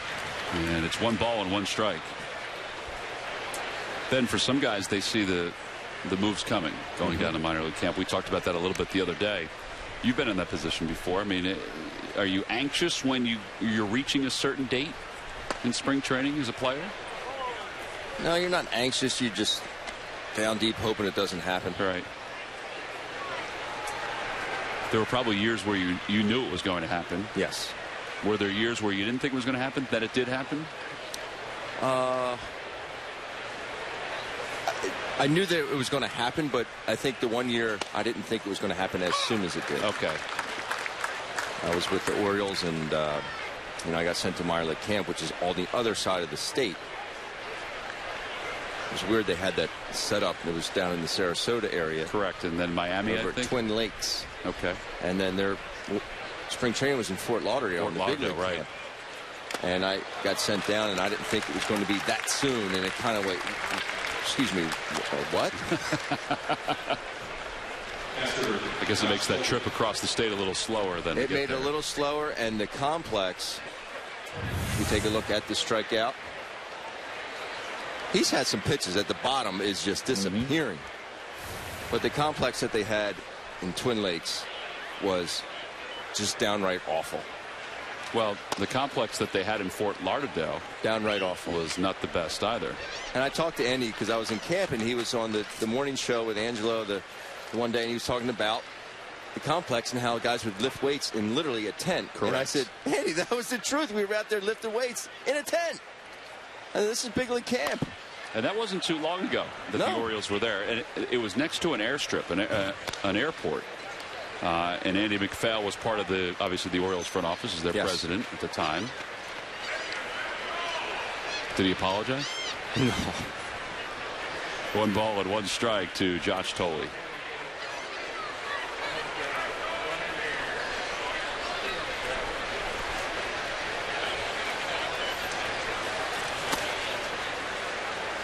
But that's what made it that much more disappointing for me, that I had to spend more time than I thought in that minor league camp. And that minor league camp, my back was backing up to the batting cage.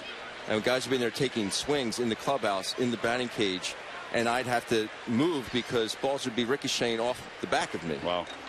It was just really awful. Put it this way, it was not professional.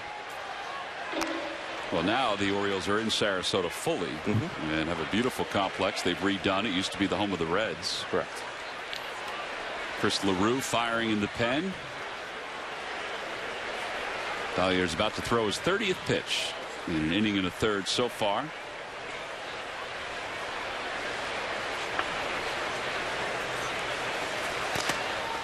Well, there you go. You're talking about the bottom drop, and the bottom dropped on that again. And that pitch there at 90.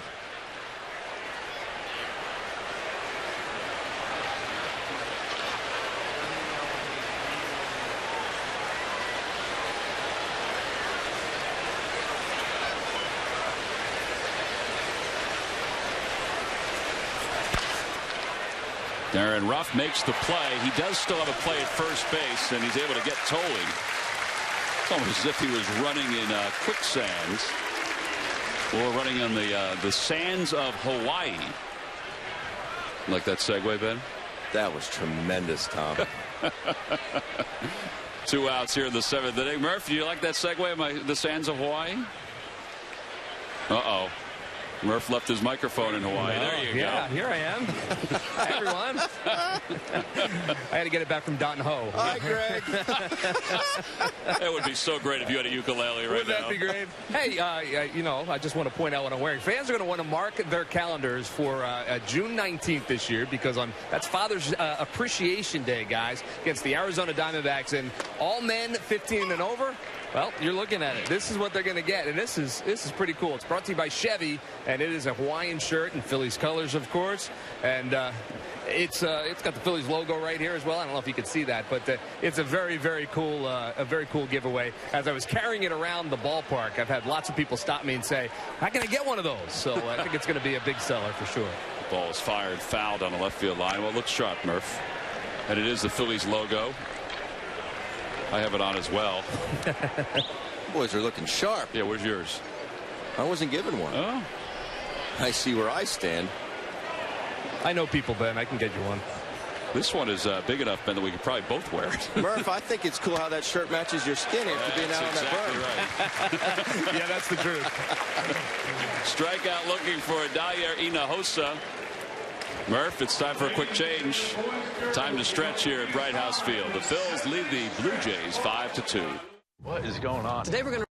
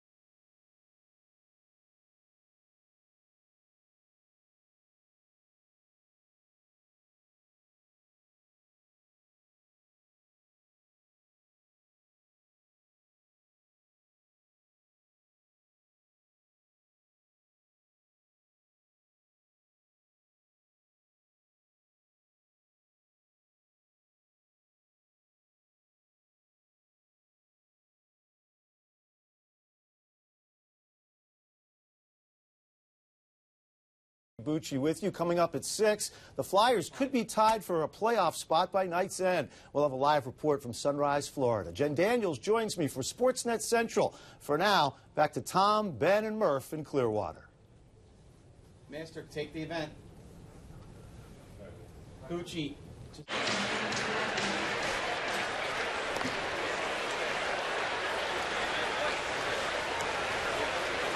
All right, Booch, we appreciate that. We go to the bottom of the 7th inning. Everybody's done stretching. Brad Penny will continue for the Blue Jays. The Phillies lead it 5-2. Taylor Featherston will lead it off, and he swings at the first pitch. He'll go out towards shallow right field. Roman Fields makes the catch, and 1 pitch, 1 away here in the 7th.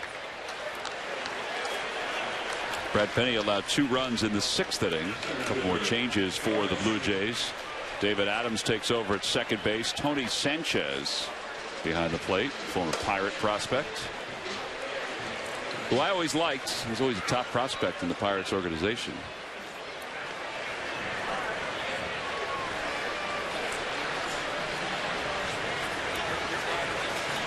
Darnell Sweeney will bat for the first time as he takes a strike. It's 0-1.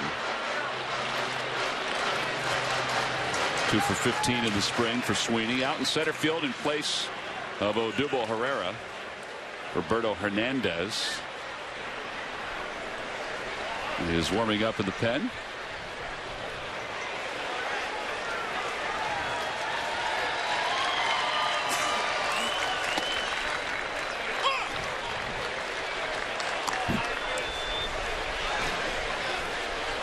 Oh, and 2 to Sweeney.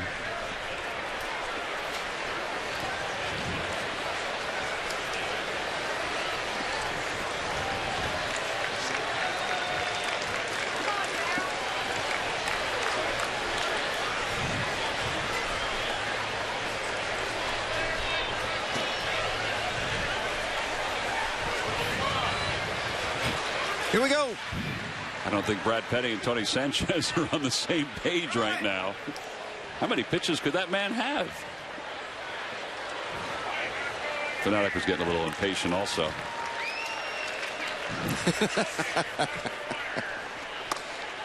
"39 years and counting." Making you laugh? Making me laugh. 1 ball and 2 strikes to Sweeney. Ryan Jackson waits on deck. And a line drive base hit to right field for Darnell Sweeney. Yeah, that was a good pitch by Penny. Even better job of hitting by Darnell Sweeney. Want to know the latest on the Phillies? Then follow Phillies insider Jim Salisbury on Twitter and on CSNPhilly.com.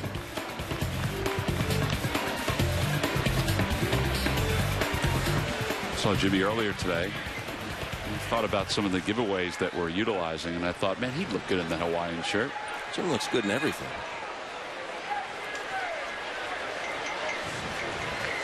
Ryan Jackson hitting .412 this spring.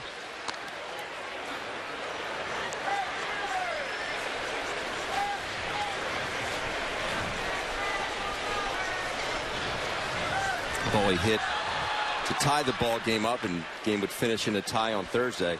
Rocketed out to the left. Yeah, that was a good swing. He's had some really good swings. I mean, his average obviously dictates that. But here is what Ben was talking about. Gets himself in a great count, 3-1. Knowing the pitcher does not want to walk the leadoff man with a 1-run ball game, and deposits that in the seats and left.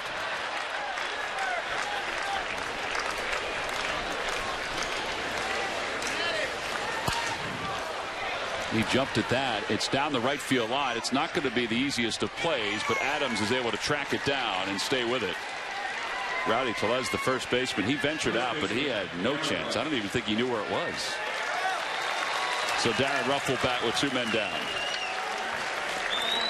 I think old Rowdy needed his Garmin on that one. He's looking up at the sky right now. I mean, he truly had no idea where that ball was. Well, it's been a solid spring for Darren Ruff. He has 3 home runs. They came in 2 consecutive days here at Bright House Field.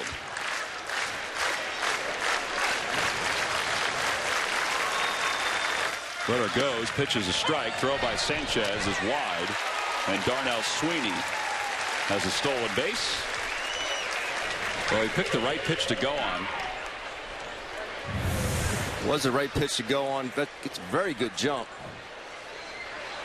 Ball a little bit more on the side of Darnell Sweeney. May have had a better shot, but Sanchez brings that ball with him.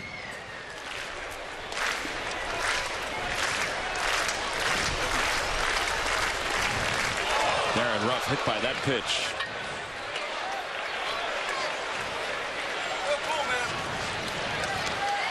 Hit right on the shoulder.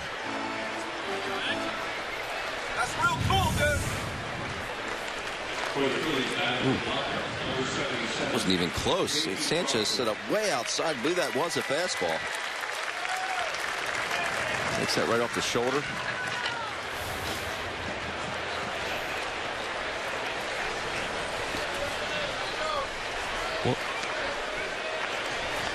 Well, now J.P. Crawford coming up for the first time today.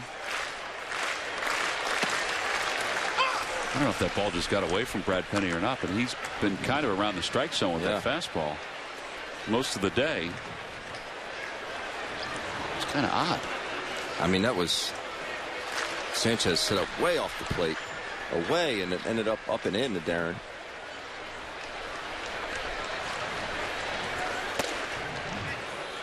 1 ball and 1 strike now to Crawford. These guys are definitely getting an opportunity. A lot of these position players, and being in camp for quite a few years, it seems like a lot of the younger guys didn't get as many chances in spring training. These guys are getting a lot of playing time, a lot of at-bats. Now, you're saying from your experience that younger guys didn't get? I don't think they got nearly as much. A lot of these guys are getting a lot of opportunities to play.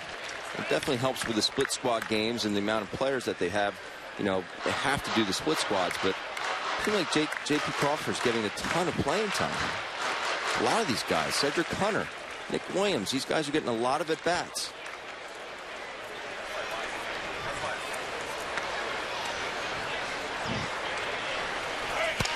To the right side, and Rowdy Tellez will take it to the bag, and the side is retired.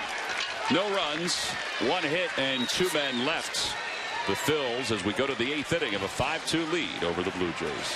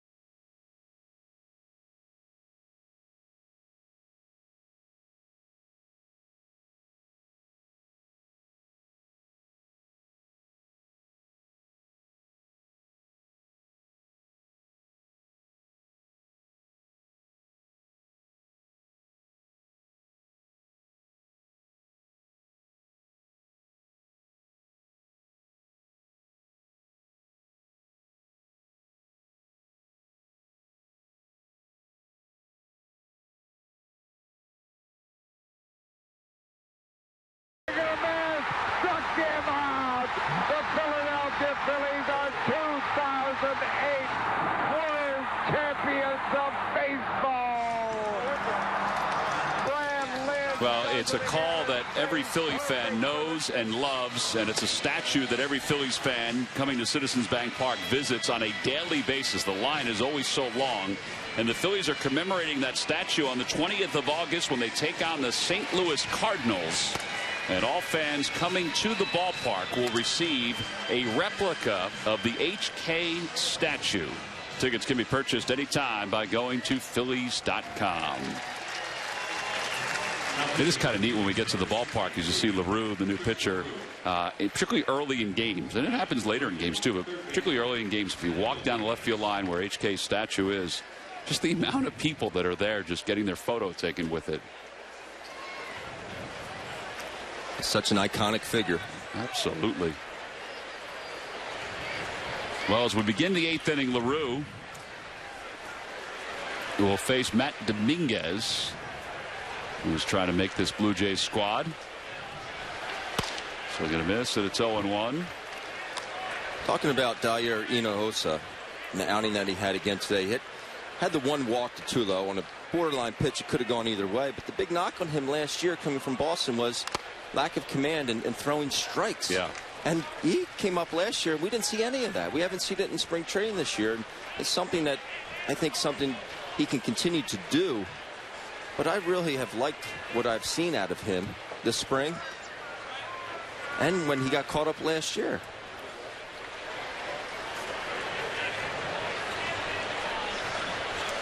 JP Arancibia needed a little bit of time. His foot got banged up there. No balls and 2 strikes to Dominguez. And a strike 3 on the outside corner. So LaRue's coming out firing strikes. He picks up out number 1 here in the 8th. Good luck hitting this one. Down. It's a strike for sure. Freezes him. Here's John Birdie up for the first time. He's played in now his 10th game this spring.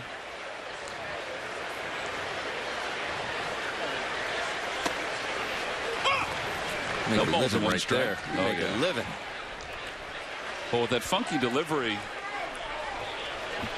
it's probably a little more difficult to pick up. But when he's got that movement the way he's had it, and the way it is there, I mean, you follow up the fastball with a breaking pitch like that.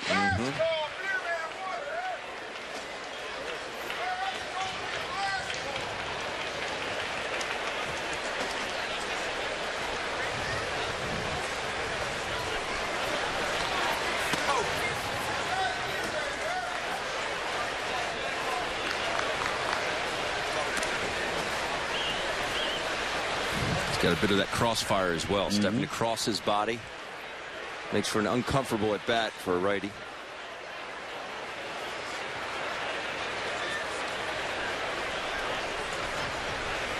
Swing and a miss. He got him with a breaking ball, and Aaron Sebia finds it and fires off the feet of Birdie. It'll go down the right field line. Williams gets the throw right past the shortstop Featherston. So it'll go down as a strikeout and a wild pitch, and I would assume an E2 to allow the runner to go to second base.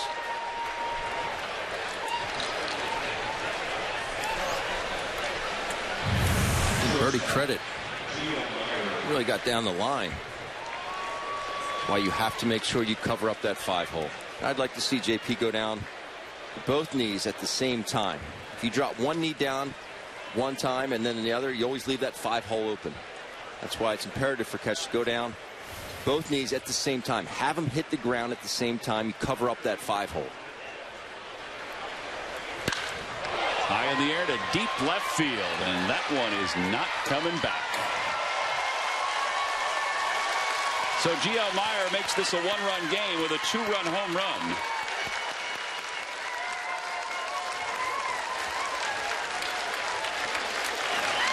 The Phillies lead it 5-4 here in the 8th inning. The ball was cooked out to left. First pitch heater hunting. Yeah, he went down and got it. It had movement down, but it was still out over the plate. Well, now Rowdy Tellez. Last time the Phillies and the Jays faced each other here at the ballpark, Rowdy Tellez was up but was not on the roster. We didn't know who he was until the end of the game. I don't know if we gave his at-bat justice. I do remember he gave a verbal commitment to the University of Southern California at the age of 14. Correct. That's right. You should say we got his name at the end of his at-bat. Correct.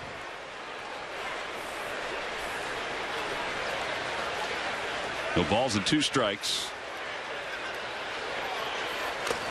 And it's 1-2.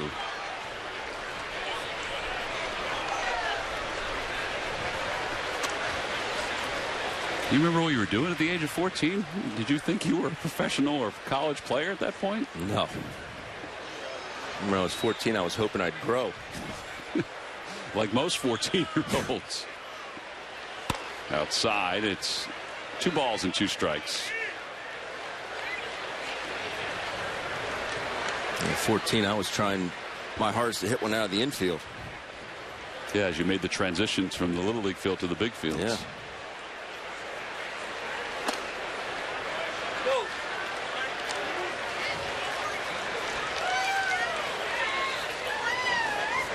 It's 3 balls and 2 strikes.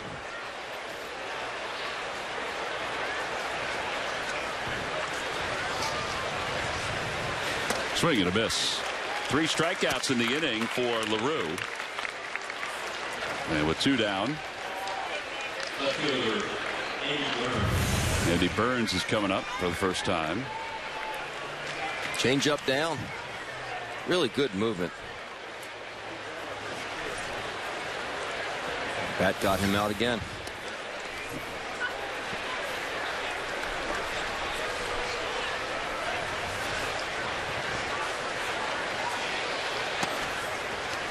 On the inside corner to Andy Burns. Burns has 13 at-bats so far for the Blue Jays.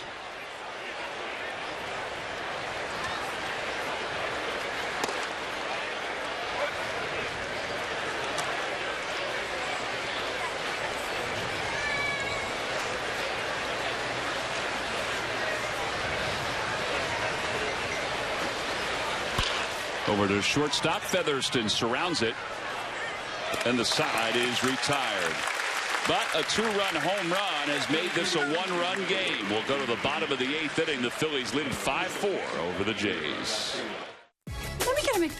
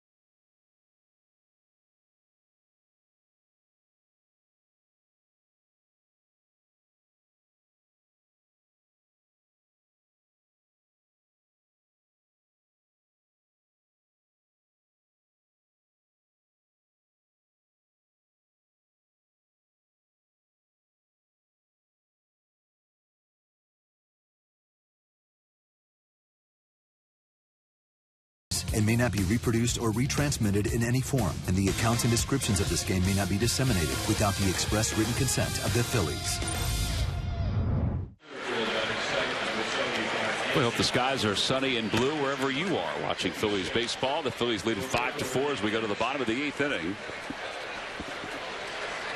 Anthony Alford will take over in center field for the Blue Jays. That is the last position where the Jays needed to make a change for the day. And Roberto Hernandez, the former Phil, pitching in his third spring game, 2.25 ERA. Played for the Phils in 2014, won 6 games before they traded him to the Dodgers. A very pleasant guy to have around.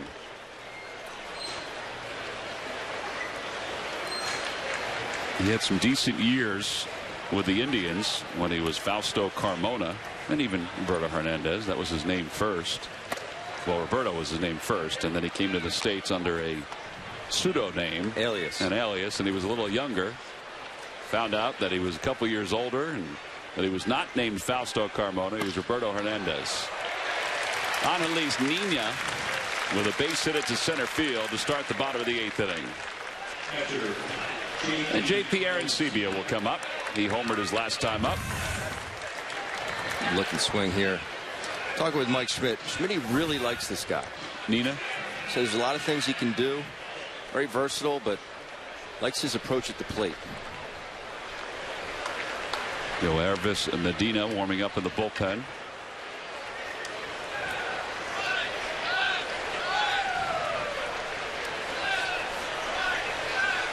Arancibia takes outside. Here's his home run, his first time up.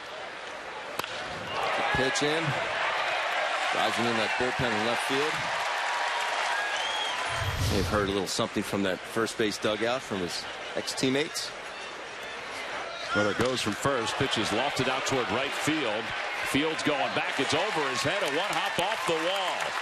Nina on his way to third will be held there. Arancibia goes to second base. Did he hurt himself? I think he still hurt it from the foul ball. Oh, the one when he was catching, catching last inning. Hanging breaking ball. Actually, that's fastball.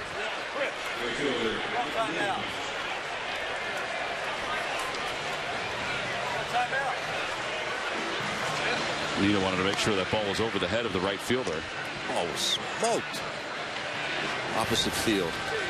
Chris Mudd is going to go head out and check on J.P. Arancibia.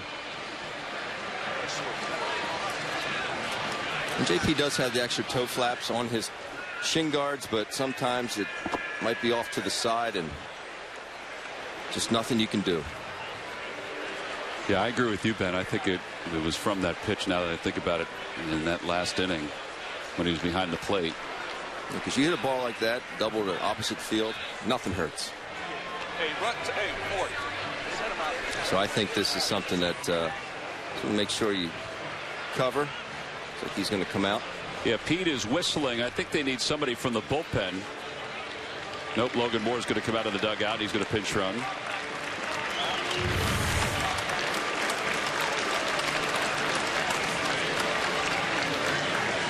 Yeah, you can tell he's in a little bit of pain even right there as he's shuffling up the first base line.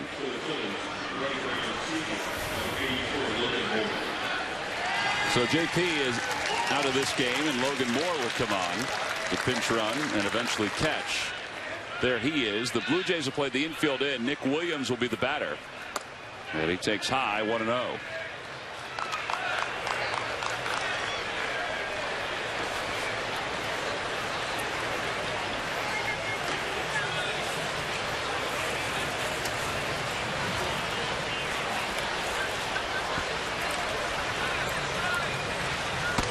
Up high again. 2 balls and no strikes.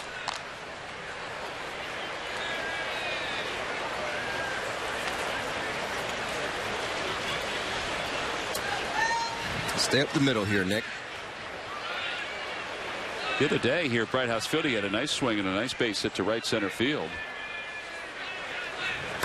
That one is drilled deep to right field. Forget about it. A 3-run home run for Nick Williams. Well, that's got to feel good for the young man. His first one here in spring training, wearing the big league uniform.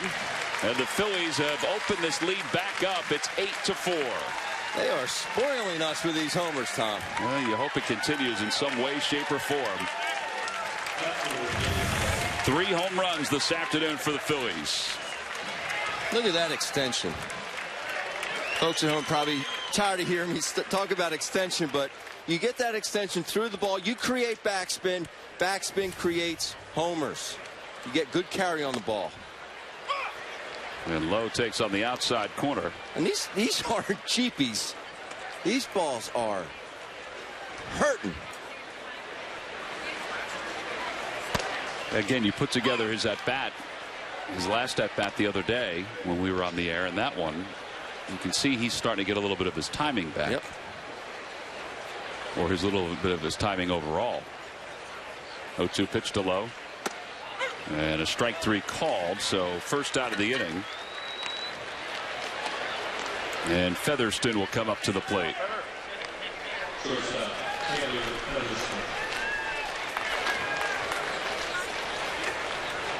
Blue Jays will get bullpen action. Dragmeyer, the right-hander.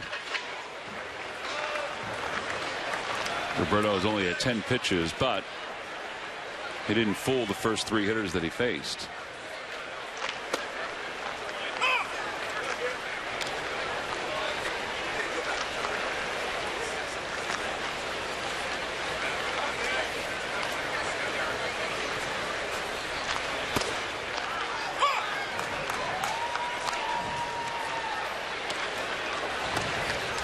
I was joking with Hendu the other day after BP was over. He was dumping all the balls back into the big red bag that they used to bring them out. And I said, Hendu, any of those balls dented? He said, maybe a couple.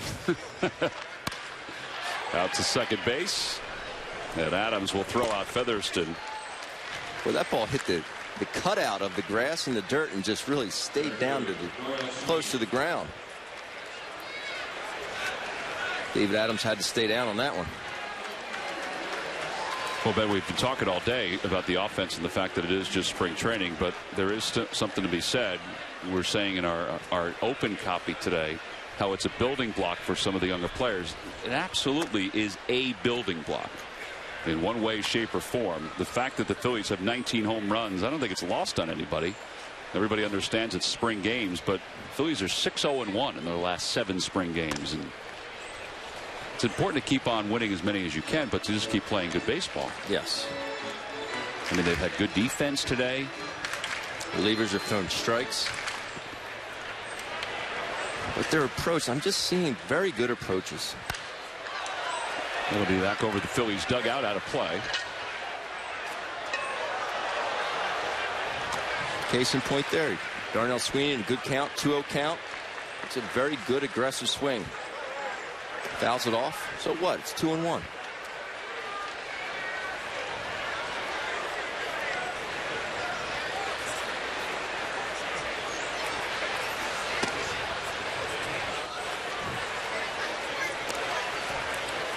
Well, so far, the Phillies find themselves with the 4th best winning percentage in spring training games. You have 3 potential playoff teams ahead of the Phils. That's a fair ball over the first base bag. And Sweeney around first puts the brakes on as Fields got to that fast. So the inning continues for Ryan Jackson. Another good swing. Drives that ball right over the bag.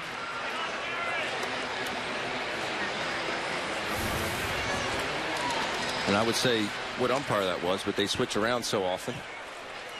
That would be James Hoy. James Hoy. James Hoy started over at third today. He's at first. There goes Sweeney. Pitches off the glove. Is that a foul ball? It was. Yep. Jackson did check his swing, and somehow that ball got a piece of the bat.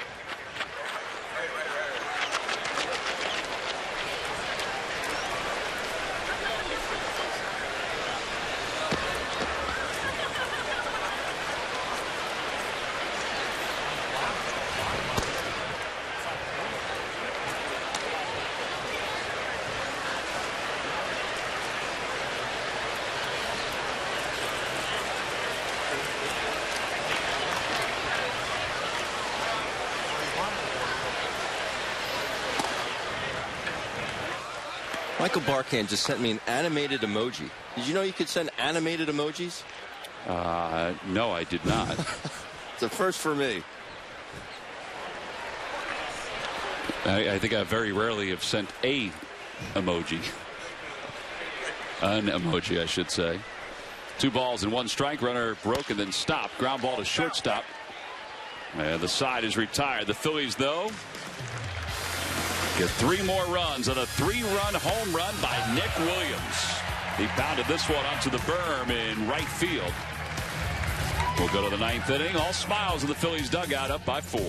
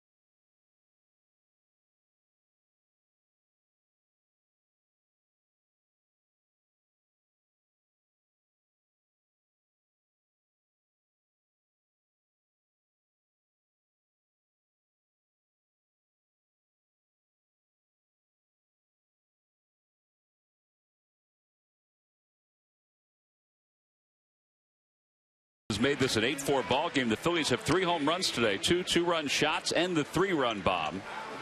The new pitcher for the Phils to try to get the last 3 outs is Yoerbis Medina, pitching in his 2nd spring game. 2 walks and a strikeout in the first one. The Phillies acquired him from the Pittsburgh Pirates in the deal that sent Jesse Biddle in February to Pittsburgh. Jesse, by the way, was designated for assignment by the Pirates just the last day or so. So Medina, with Logan Moore behind the plate now for Aaron Sebia. Came on to pinch run for Aaron Sebia. will try to get the last 3 outs in what the Phillies hope would be their 9th victory of the spring. There's Logan Moore. Phillies got 4 innings from Vince Velasquez, who allowed 2 runs on 4 hits during his 4 innings. And then Andrew Bailey pitched a scoreless 5th inning.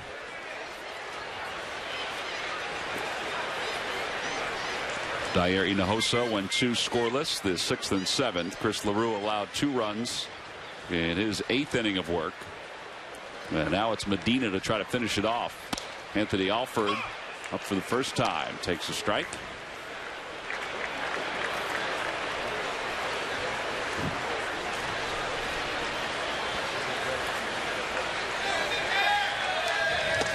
Strike 2. Talking about the umpires, I went over to see George Poulos, who is the Blue Jays head trainer. He's my AAA trainer in Las Vegas back in '99, and I'm walking out and I saw Danny O'Rourke, and he had a bat in his hand. I said, "What are you doing with this?" He said, "I'm heading in to go see." Good pitch there by Medina. He just slider down in the dirt. He said, "I'm going to see Tom Halligan." Yesterday Cedric Hunter was playing, I guess, against the Braves. And you see Tom. And one of the umpires had told Cedric Hunter that the color of his bat was illegal. It's more of like a cherry color. He said it needs to be more of a wine colored bat. So he was taking Cedric's bat in to go see Tom Halligan to get a ruling on it. Is it legal? Is the color okay to use in a game? Because one of the umpires had mentioned to Cedric that, hey, you can't use that bat. I have to be honest with you. I didn't know there was a rule as far as the color of the bat goes.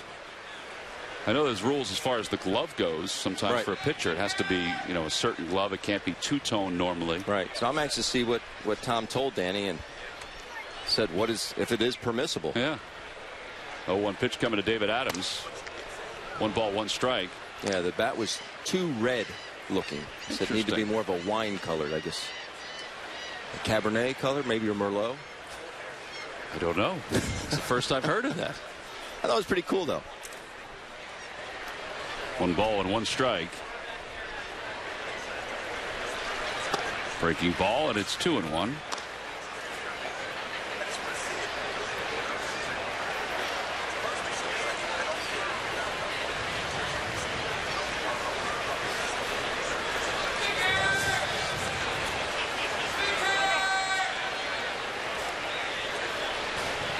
David Adams has a home run and 3 RBIs so far in the spring.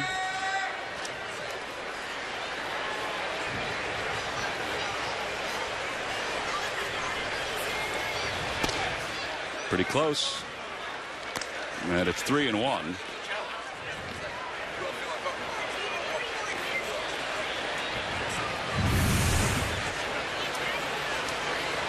Good pitch, but down.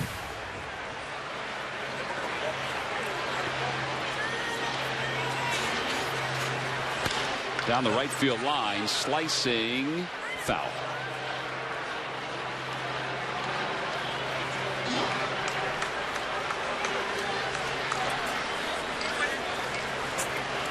Is there any pitcher in camp, Tom, that's really stood out in your mind?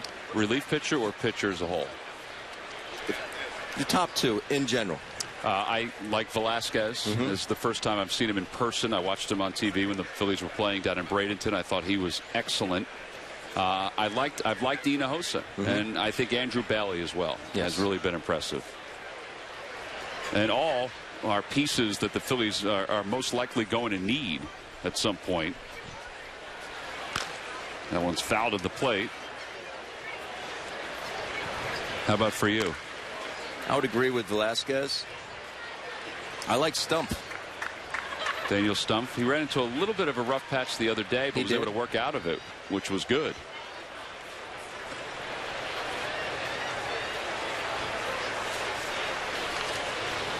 And I would agree. I like Bailey as well.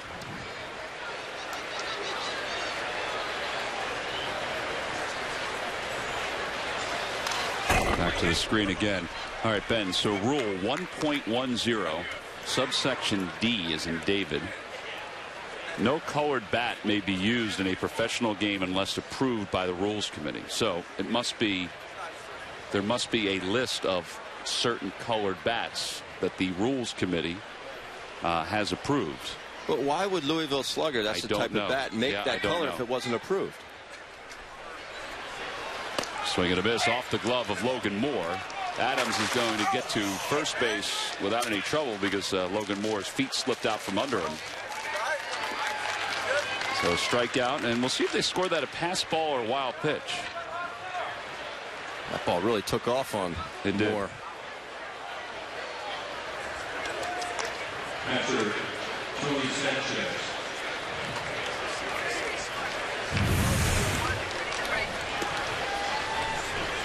Looked like a left-handed slider. That gravel's pretty slippery.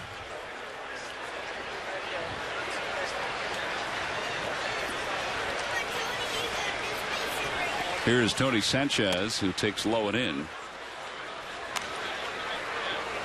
All right, those are the lizard skins that are on the handle of those bats. Those are fairly traditional in color.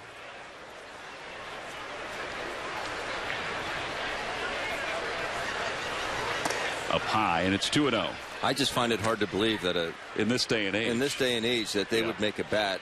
It's not like Cedric Hunter painted the bat himself. Why would they send bats that are... I'm with you. Roy Hobbs is not making bats for everybody. 2-0 pitch coming to Tony Sanchez, hitting a .143 this spring. And he lines that one down the left field line, and that'll go to the wall. Off the base of the wall, Adams will pull into third, and he'll be there standing. Tony Sanchez with a one-out double.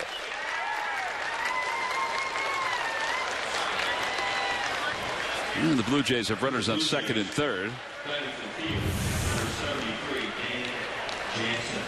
Fastball at the top there, it really flattens out. Sanchez hammers it down the left field line.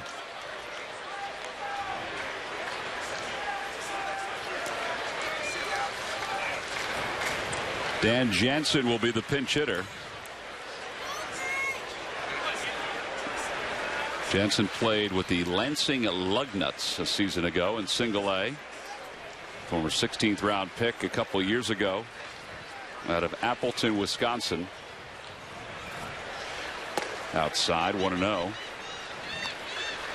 Last year was his first opportunity in 3 seasons to embark on A ball. He had been in rookie ball for his first 2 years.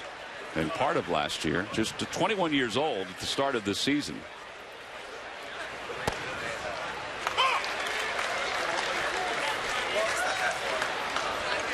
He is one of the catchers that they brought with them here today.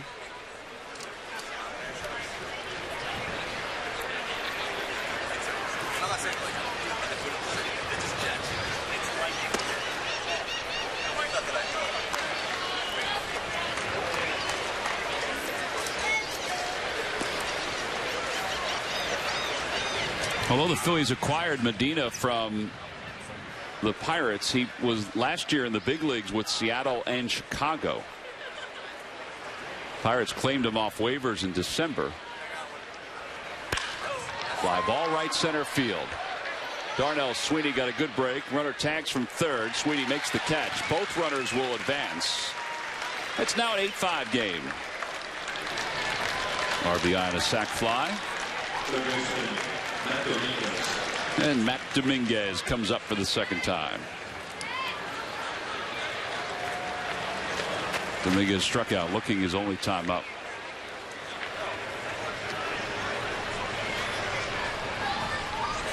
Dominguez, the former Marlin and Astro prospect. In fact, he was the everyday third baseman for the Astros. The Marlins wanted him to be the everyday third baseman.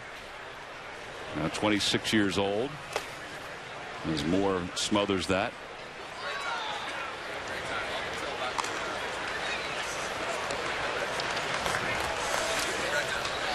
Astros thought that they had found a keeper back in 2013. Their first year in the American League. He had 21 home runs, 77 runs batted in. He had 241 that year. Check swing, foul ball. He had some damage. He had some damage, all right. Last year he played not only with the Astros but eventually with the Brewers. And combined hit .269 with 10 homers in the minor leagues. Guess he's an insurance policy for Donaldson over at third. That breaking ball sweeps in for strike 2. It's 1-2.